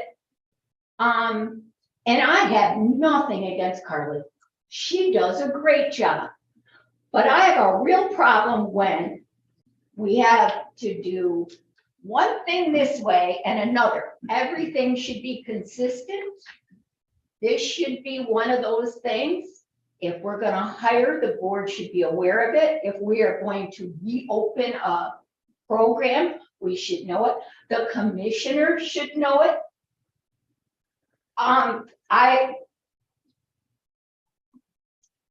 Carly's a lovely person. This has nothing to do with Carly. This has to do with process. The process I was told was, they had to do it, it was put into the CPA report again, and all of a sudden we have to do these little things another way. I have no problem bringing this back when it's been properly budgeted for, when it's been open to the community. We would probably still hire Carly. Maybe nobody would be there, but we have to do it through the process, in my humble opinion. It's nothing more than that. We didn't actually vote to hire anybody in December of 2021. No, we approved the job description. And an advertisement, and that's all we approved. as a Yes. board. And no more. And as Maxine points out, But you can correctly, probably find a line item that would cover anything in the budget and make that justified, but what Lori is saying is that we didn't follow the process. but we did follow the I process. just- That's the point I was trying to make. We did follow the process for administrative people. That's the way it has always Can been. you show that to me in writing? Why did we do that? When we voted her to do the notes, we actually had a vote about that. Yeah, And you will have a vote to do Carly once we know how many hours. Absolutely. That was what we talked about in December, because we don't know how many hours. there were It's gonna 3 take- people that. We didn't talk about anything other than an advertisement in December of 2020. Yes, we were gonna did. place an ad. Yes, we did. 'Cause We made a motion and we approved placing an ad for that position. And Yes, then you described, excuse me, I think public comments are closed, Maxine. I think that we're just asking that the process be followed as we do with everything. I went back and reread some of those minutes, and the minutes stated that we would put out an ad to see if there was interest. Was the exact quote that was from you, Dave, if there was interest in such a position. That was all. There was never gone forward from there, was never voted out from there. By hiring somebody and whatnot, I understand the sentiment. I also understand that for over a year now, that Janet asked for access to the Facebook page, and you told her you simply cannot figure out how to do it. Suddenly Carla was hired and boom, access the next day. because when Carly was able to take me to the page, it showed that she'd already been given access. And her has access, she's got access. And she's coming in. My point being with the background in IT and software and everything, especially for certain individuals in this room, if that was there, then that should have been done a long time ago. And this just certainly seems like it circumvented the process. We were put on the ad to see if there was interest. Nobody was notified of any interest in that position, and then this is thrown at us. So to hire somebody to come in and then see how many hours that would do. I don't know, Carly, I think she could be standing right here. I would she. So that being said, it's to hire somebody to come in and see how many hours it's going to take without a job description, something you can create preemptively. I think it's. We have a job description with hours and with rates. My point is, I was publicly humiliated at a meeting. It cost me money because I didn't follow the process. You've ingrained the process in me. That's all there is to it. This is, Carly did a brilliant job on it for 2 weeks. And you sit there and you go, that's a shock. When did we hire her? When did that come over? What? Who knew? First of all, she didn't work for 2 weeks. I talked to her on Monday. Who paid her? Nobody. Okay. I talked to her on Monday. The board meeting was on Thursday. I had surgery on Tuesday. So she worked for 3 days. But she did a good job She did a great job in 3 days. in those 3 days, and I agree this is a problem. But you have been the one that said we had to follow process. Yes, I agree with you. Oh my God, you should have had to pay the bill. And then when you put your money in, you didn't get it back. Yeah. There was a lot more to that. Oh, tell me about what it was. We will move on to digital meeting policy. Jennifer, do you want to talk about this? I just wrote a draft of the digital meeting policy based on the recent updates from New York State around this area, and we submitted it to Matt to take a look at. I think everybody has a copy of it. I don't think we have any intention to pass it. I think we want things like, right? Yeah, Laura, you had some. Yeah, the only thing that I had a question was, and Matt did answer it this afternoon, and it was, we have a YouTube station and process. Should we put that in there? He said you don't really have to have a policy for that unless you want to. It's not state mandated, right? Correct. And so, It could be a village preference, or it's something that we would adopt, or is it something that we wouldn't include in there? It's entirely up to you. I mean, you can include it in there if you want to. You can just do, you know, you don't need anything formal because it's not something you're required to do. I think there's some concern, at least I've gotten input from the community after there hasn't been a connection to a live stream for YouTube or a replay available because we didn't have any rules around it. Okay. It's more that it doesn't work or that people forget when they're sitting up here to start it. Everybody's intent is to start it. I know Monday, it stopped after 15 minutes. I couldn't get in the last planning or zoning, so it would be useful to, I think, have it, even if we have it spelled out here, right? For I whoever. think Kevin said he was going to do that. So should that be outlined in the policy so I think so that we all are on the same page? the policy is really well done. And we can certainly read it, and I don't know if we adopt it tonight or if they have to have a hearing or anything like that, but we can always add that extra thing after Kevin does it. Or we can do it. If we want to add to it, I would suggest we wait. If we're happy with the way it is, then I would suggest we approve it. I'm happy with everything except that it doesn't have that it should be live. Then I guess we should update it. Or We can also she make need the to- motion to accept it with the addition of the live stream? I mean, The live stream information that, But that's going to require some research because we got to know why Monday didn't work. I have a suspicion, I don't know this. There are paid YouTube channels and free ones. We have a free one. That might be some of our problem. So we got to look into that. as far as quantity of times that you've broadcasted. Or rules or our stuff doesn't go in the, when it's live, it goes in a different tab.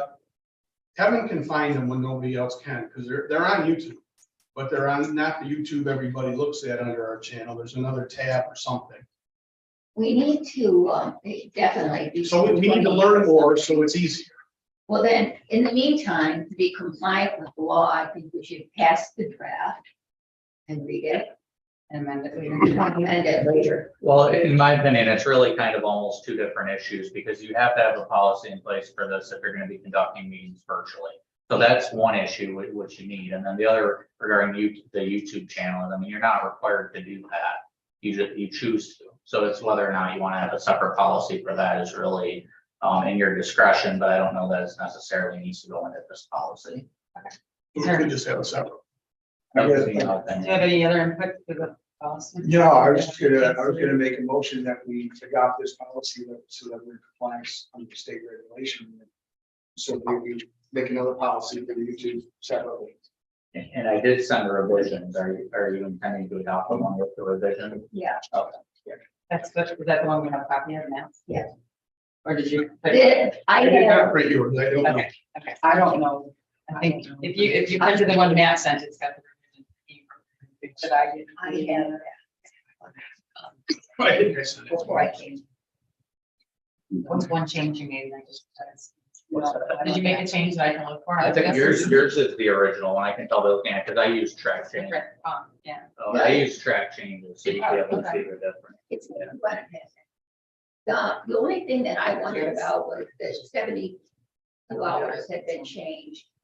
and 24. to 24, and I wondered what the rationale for that was. It's in there that you need to have the meeting posted with 72 hours notice, but the actual documents, it only requires 24. That's for public notice. Yeah. this is different. So what that printed is the one I wrote. Mhm. So you have to accept the changes. Did you each download or through the one Matt? I did, It didn't go to Tracy, so she didn't print it out. I did, I Yeah, I did. So we didn't I'm accept the looking at- changes. I don't think they accepted the changes yet. Is there a? Yeah, I mean, if you want more time to review it. Yeah, we should get to it next. So you're gonna withdraw your motion? Yeah, I will withdraw my motion and.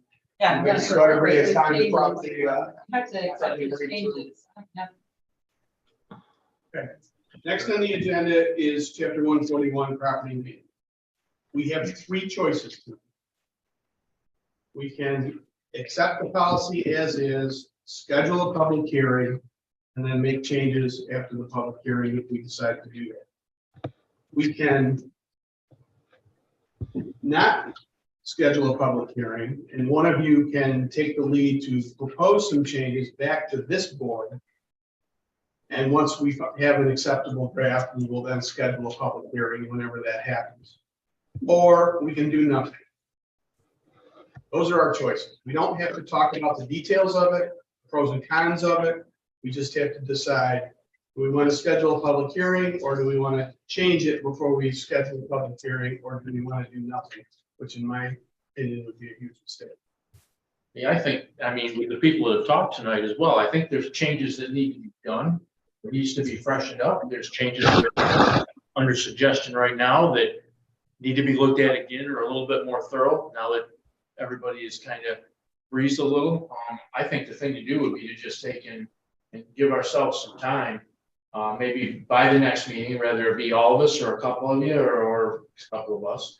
Because I read part of it. I scared through it in a hurry, but I agree too. I think it should be Yeah. put off until we get a chance to really look at it. I mean, and with them, excuse me, when you folks had some changes in your minds, that stuff's gonna stick with us. So like you were talking, some of the stuff you talked about and others, that's gonna stick with us. You're gonna see something in there and go, oh, they had questions about this.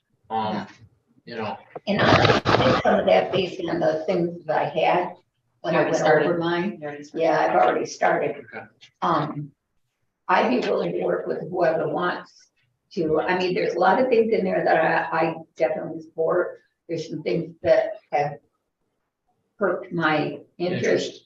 I've also taken a look at a couple of different other codes Yeah. and comments at the urging of people that have written to me.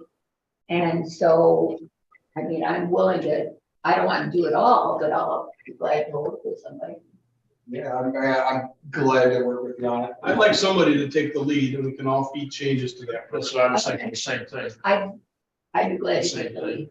Because that way, when you finally get to a Lori point wants to down, hear down your line, However, you all have to agree. Okay, so we'll just it. do, You know you'll have. if we come up with something.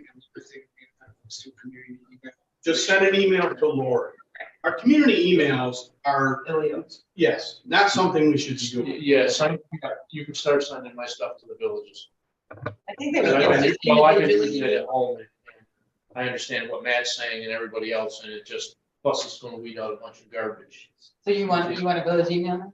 Well, haven't we all got one? No, I don't have one. But they can And be I set don't up. have one because Maxine Well- couldn't retrieve any of her stuff to help me last time. What's the? That's why. What? It would be W Blue Shit, Village of Silver Spring, what is that? You have that? That's what it is. Oh, all right. Well, then we should start Then using we that should email use for it. you. I didn't know you had it. I don't know. if I it's know it's very not much. up with you. I'll get together with Tracy, I'm sure it is, I just haven't used it. We'll have Melody set up one for anybody that doesn't. And I would ask, when we are sending emails, check the address. I don't want work stuff going to my personal email, and a whole lot of it does. A lot of Bill's stuff is going to ARC, he doesn't work there, he's not seeing And any. it's not coming back, so somebody's getting it. We definitely need to fix it. Yeah. Okay, Okay, I'll take a couple of computer lessons, but So Lori, you're gonna be the lead, and as Dave suggested, we're just individually going to respond to you. Yeah. And then we'll roll it up. And then if you put forth the draft, changes highlighted, marked, however you As want to to do what that. our, I think you'll have Matt on that, too, right? yeah. Yeah. Yeah. Yeah, make sure they're legal. And just don't mix them up. All right, under new business, we need to set a public hearing date for the budget. But first, we need to talk Oh. about, Wait. On D, old business, there was one other old business. I want to make a motion because we continually have a problem when we have special meetings or we say, well, I'll let you know, or maybe I won't let you know. We're not sure. One of us records it one way, 3 of us record it a different way. I thought that meeting was not needed. So Did you call us? I- it was. Did you call Did the you? office or email? Okay, Did you here's guys what- call? Did you call and? Was it ask? not a snow day? I was just here. wanna, I was in the room, we were all in I the was room, here. right? Yeah. And we got through a ton of stuff and we went right up till Guys, 7:45 It's and I your was sitting. responsibility. And It's my I think we all responsibility heard the to same hear. thing. I If we think- don't need the meeting, we won't use it. Right, so here's what I want. And you can support me or you don't have to.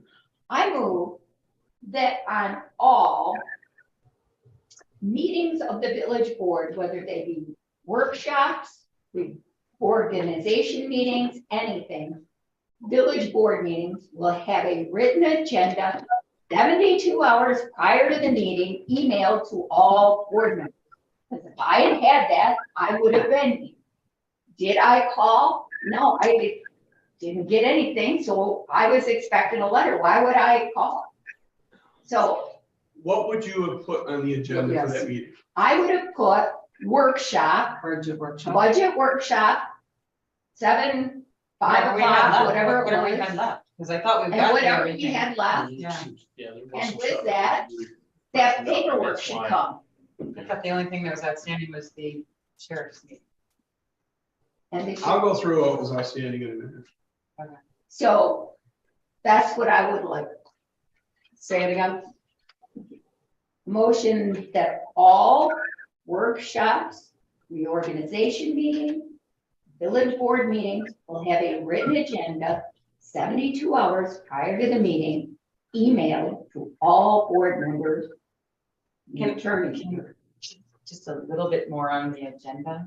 Yeah. It can't be 2 words or a word. It has to actually be a detailed agenda, something that actually, because we had a Yeah. confusion over the public hearing on 141 because it said chapter 141, public hearing on the last agenda, and that was not Right, the right way to characterize it. I'd like the agenda item to be something that could stand on its own and not just be a 2-word description. a written agenda, Detailed. a detailed written agenda. I would add to that motion, So Okay, go ahead. Wait, he's adding.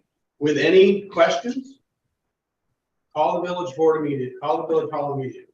If and you have any questions on what's provided. can we also add to it that every one of you, when I send this out to you, you respond to me, You got it. that you received it and you I approve think that every No word problem. that is I on think it. it's very fair. That's fair. I'm, Okay, so you have to. Because I sent it out and I get no response from anyone, not a Right. single one of you. So that's true. if you don't like the way this is worded, then No, it's not. let me know. No, So just restate your motion and add in detailed agenda and detailed confirm receipts. agenda, and board members will confirm Yep, confirm receipts of agenda or. a board packet, that's good. Because it should have what the budget's gonna be too. I mean, we shouldn't be walking in and getting it here. I agree. So, I find this fascinating We do. because this village has operated for years with board members walking into this room, having a pile of papers in front of them, analyzing it, getting through it, approving things, discussing things, tabling things. And this board needs stuff days in advance, but that's what we'll do. That's part of the transparency for people to know what's going on. Well, that's very All of unfair. it's public information. It's completely transparent. Okay, so we have a motion Do we have a Do we have second? an idea of what the motion says, Tracy? No. You want to read? Motion that Longer than my all agenda. reorg meetings, village board meetings will have a written agenda 72 hours prior to the meeting, emailed to all of them, board members with a board member confirmation, with a board member. So if it's 71 hours in advance, will not have a meeting, we won't show. That done? I need to know, because I was here on Tuesday, so I would like to know, and so if it's 71, We did not, I'm just, I'd like to second your motion. if it's Thank you. below that, do I, all in favor? I, That's not available. Okay, make it that. All in favor? aye.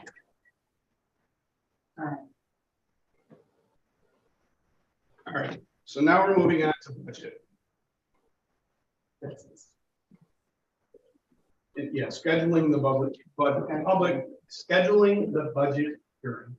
But first, I want to run through the loose items we had from our last planning workshop. And I will just make a comment. We're not going to do anything about this, but I think many of us are concerned that we didn't put enough money in buildings. We don't have more money to put in buildings. So as we move to approve construction projects, I think we have to think about, is that the most urgent way to spend the money? The question that we left, the biggest question was around the parking enforcement person, which is under police. You have $5,000 budgeted for personal services and $2,000 budgeted for equipment and contractual tickets and pens and uniforms and things like that. So do we want to leave that money in there and try to hire a parking enforcement person once we approve a job description?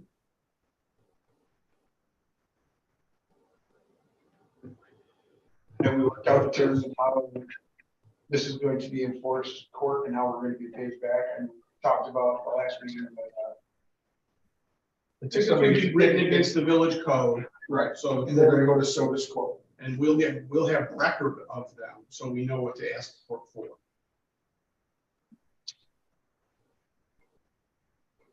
What will be the process of hiring? Well, we'll have to approve a job description and advertise. We do have 2 law enforcement experienced people who have expressed interest.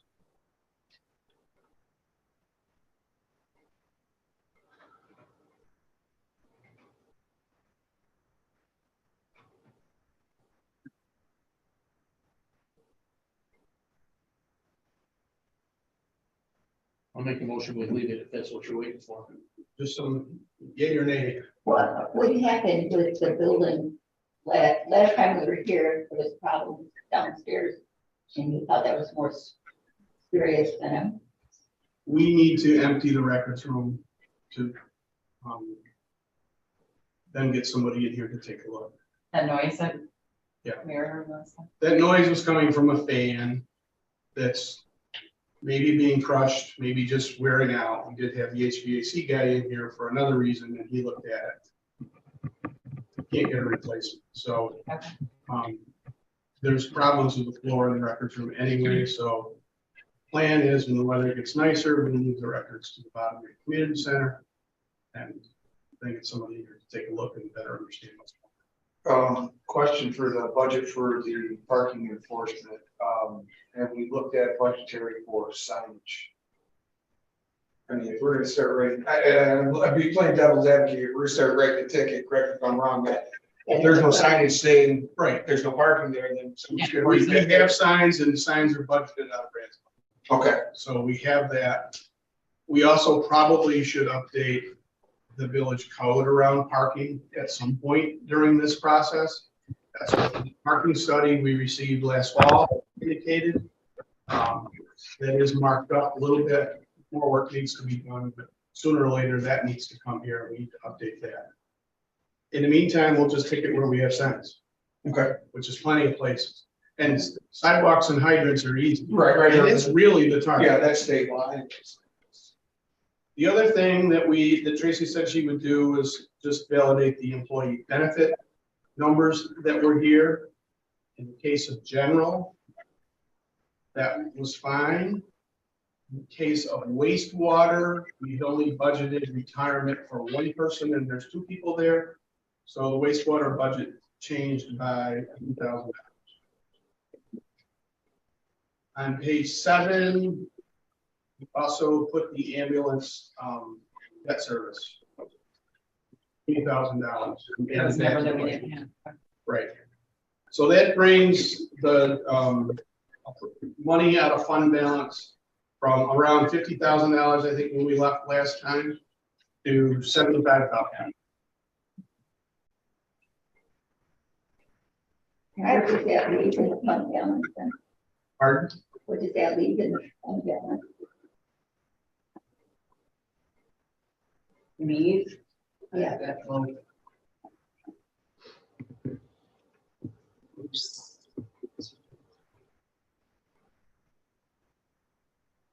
While she's looking for that, we had quite a few comments about trash.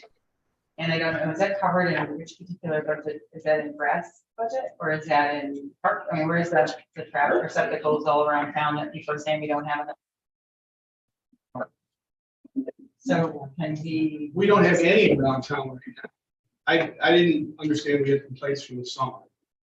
Oh, yeah, we had the whole conversation when we were sitting here, there was trash, all the parking lots every morning. He wasn't here. Oh, okay, yeah, so, and people make comments today about it, and that seems like about you put that garbage can, and I just.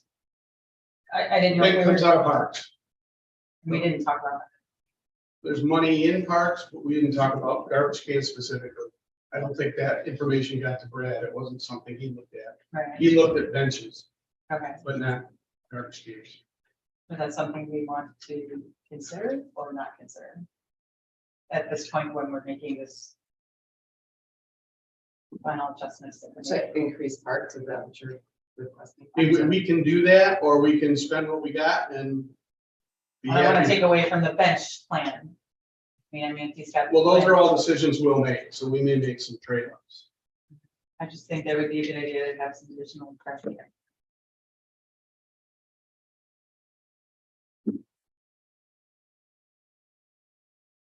It's one worth spending money.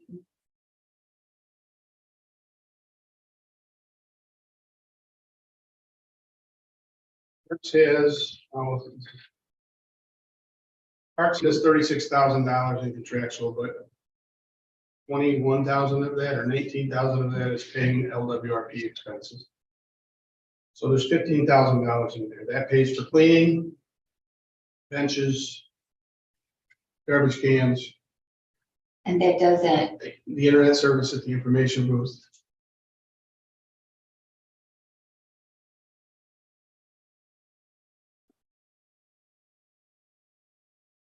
The contractuals pays for that or the equipment, because there's nothing in equipment. I mean, $18,000 to the LWRP, isn't that a grant? Yeah, but you have to pay for it out of here and then the revenue side reflects it.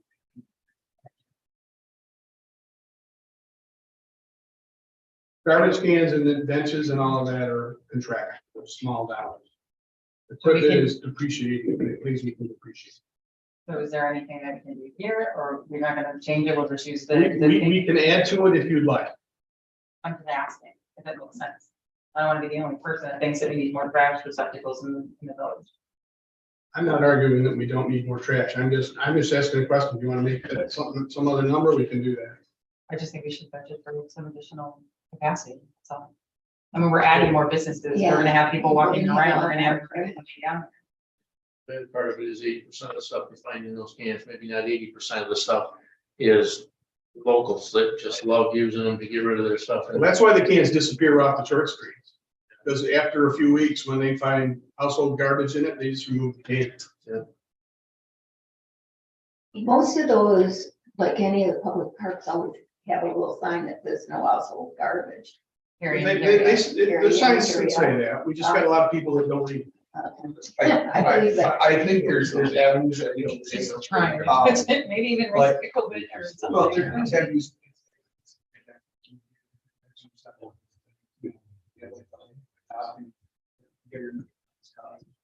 I don't know, I'm just thinking it might make sense. And if we add money, how much do you want to add? Trash cans are probably $500 a piece. I don't know, but benches are $1,000 a piece, so. I think that we should add a couple, right? Yeah, I mean, even if they're just down in the main area, right? Say 2,500 is a, It's a lot of garbage cans. I mean, well, if you say 500, you know, I'll take your word for it. That's 5 of them. That gives us 5. Like, we don't use it all. We can carry that into something else I agree. in the park budget. Still, that's good. Fractional and where we are going from. Park, oh, he's gonna add some to the parks. Well, that'll change our. Out of fund balance. Is that the only one? Yes. Up 2,500.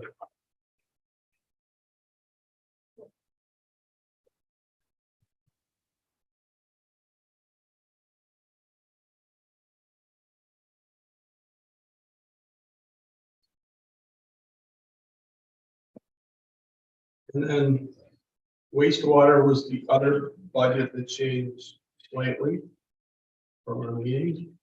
that was for 2,000. I would say one per person, 2,500. We might say 2,500. Yeah, 2,500.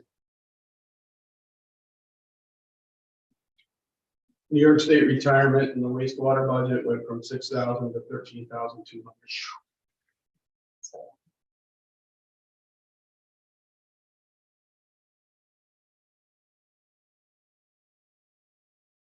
Makes that fund balance $105,000.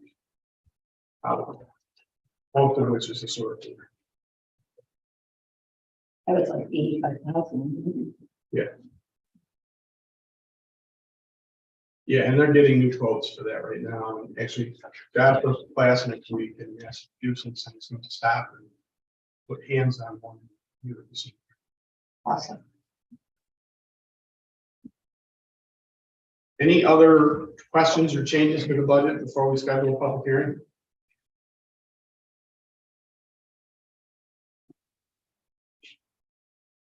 All right, do we want to schedule a public hearing for 6:15 or 6 o'clock on the 20th of April, just before our next board meeting? Sure. 6. 6 o'clock, David. Are you guys, are you doing anything with the? 121?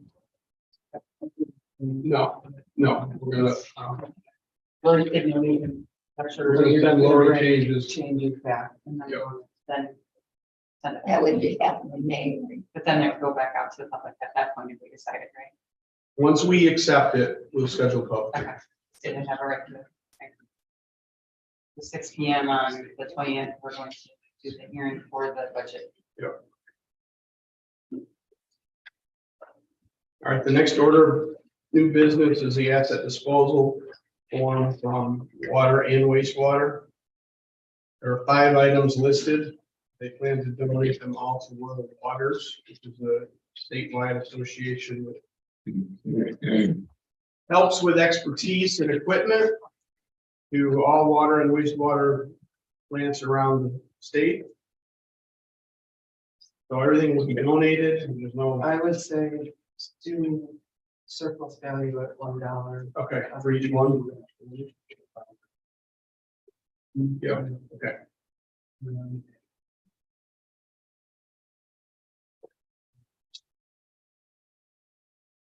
Do we have a motion to approve that? I'll make it asset disposal. Second, All in favor? right? Next order of new business is the preventative maintenance for the wastewater pumps. There are really 2 proposals here, one from Seaward for $19,360. And one from Fleet. The one from Xylem is last year's Well, Xylem and Fleet are essentially the same company. That's who's been doing it in the past, and the quote for this year is $2,726. This is what results in pump parts and repairs coming back to the board for approval. As they do the inspections, they identify issues or potential issues, looming issues, and they give us proposals, and that's what the board reacts to.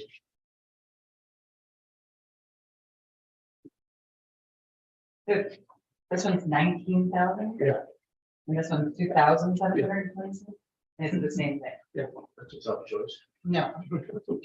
I make a motion to go with the lesser of the two. Fleet. Yeah. Okay. I'll second that. All in favor? During the budget meeting, we talked about hiring seasonal highway / water workers. 2 of them.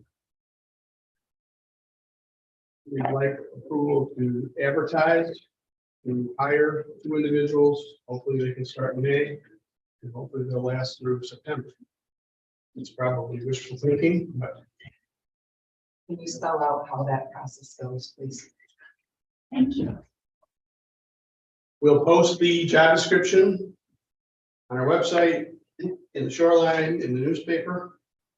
And Tracy will receive applications. And then Brad and Nate will interview people and make a selection, and we'll bring it back to the board. Do we have any idea what the hourly rate's gonna be for something like that? It'll be less than $20 an hour. It'll be less than $19. Probably somewhere around 17. And what are the hours that? Well, we've never done this before, but ideally they work from 6 to 3:30, like the highway workers. So they'd be part of the highway department. They'd be part of the highway department. Nate also will need some help. If we approve Nate's meter project in the next month or 2, he will be installing those meters, and he can't do that alone. So one or both of these individuals will spend some time helping make sure that, because we could pay for that to be done, but it would just raise the cost of the project to make it not affordable. Okay. But they'll trim, they'll water, they'll clean the sand off the walkways, all those minor gardening, landscaping like tasks that don't always get The done. lesser skilled trade tasks. Yeah. And honestly, the things that we sometimes just don't get to. Okay, so now can you go back to Carly and do the same thing? We'll post the job description again to the newspaper, the website, Shoreline. And we in the office will interview all the candidates and bring a recommendation. I think that the commissioner should probably be involved in. Happy to help. It's fine if they want to come to the building office. Happy to have help. Is there a set request for a motion, or is there? Yes, And what's the hourly rate for the? Communications. 15 to 17 is what the job description says. And could we see in the next board packet a copy of the job description? Yeah. Great. Actually, we did have job descriptions. Great. The 3 different descriptions we're getting, or just the seasonal? Two will be Okay. the same.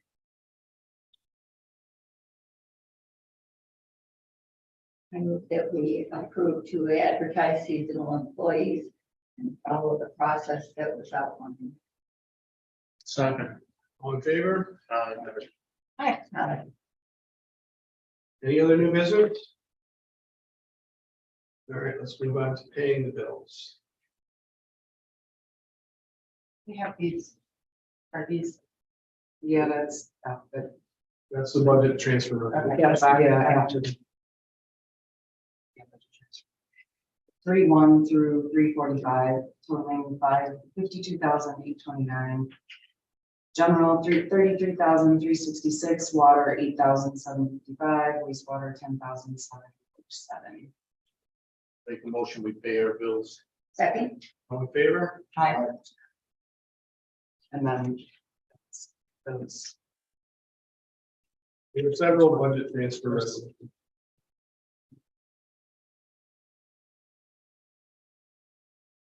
First one is moving $95,000 from flood and erosion to capital fund. I make a motion, we do such. With that, these, capital funds for the purchase of these,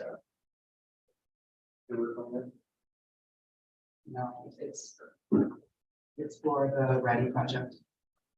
All of these are the balance of line items in the current budget. It's just moving money around within the current budget. It's the 5%. Match for the grant money. Yeah. Oh, okay. Well, then I'll does it have second to that. be red or? No, I think we didn't make a motion, or did you want them all done at the same time, or? I mean, I can do them separate. Okay. Each one with the video. Right, so And make that's a my motion first to one. approve the resolution for the 95,000 to be transferred from flood and erosion to capital funds. So who? Bill made the motion. All right, who seconded it? Thank you. All in favor? Aye. Okay. The next one is 5% for the flood wall, Craig Street flood wall rehabilitation project. This is the WA Wickham Boulevard and Greg Street as well. Yep. We're moving money from the unappropriated fund balance to pay the incremental $59,000 for that. So moved. Second. All in favor? The next one is to take care of the building stuff at the fire hall. We're moving from fund balance to the buildings budget, $25,760. Make a motion, we do. We make the transfer. Second. Second. All in favor? Aye. Second, third. Second. And we're moving money out of the American Rescue Plan accounts into expense accounts to fund things that we approved to spend that money. $18,000 in general, $2,000 in sewer, and $12,000. No, I did it wrong. $18,000 in total. It's the employee. This is the $2,000 one. Yeah. 12,000 for general, 2,000 for water, 4,000 for sewer. So moved. Second. All in favor? Aye. And then the last one is moving $7,000 from, oh, this is the money we got from insurance.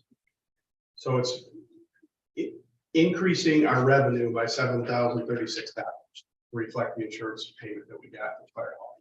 And that's all we got out of it. And did we challenge that at all? That was what, and then we'll talk about that. Yeah. We'll make a motion, we accept it. For a second, Reluctantly second it based on the amount. I was a judge. all in favor? Aye. Any other business? We would like to Oh, have, yes. We need to do an executive session for legal about 3 minutes. that's where I was going. I'd like to update the board on it. All right, so we'll adjourn the regular session. So Are we adjourning with the motion or making any? No, okay. I moved that we go to executive session. Night all, thank you. Thank you. Nice job tonight. Thank you. This window open for a reason. Yeah, it's 800 degrees in I here. know it's nice. You wanna leave it that way or? It's with the top half slide down. I second the. All in favor? Aye.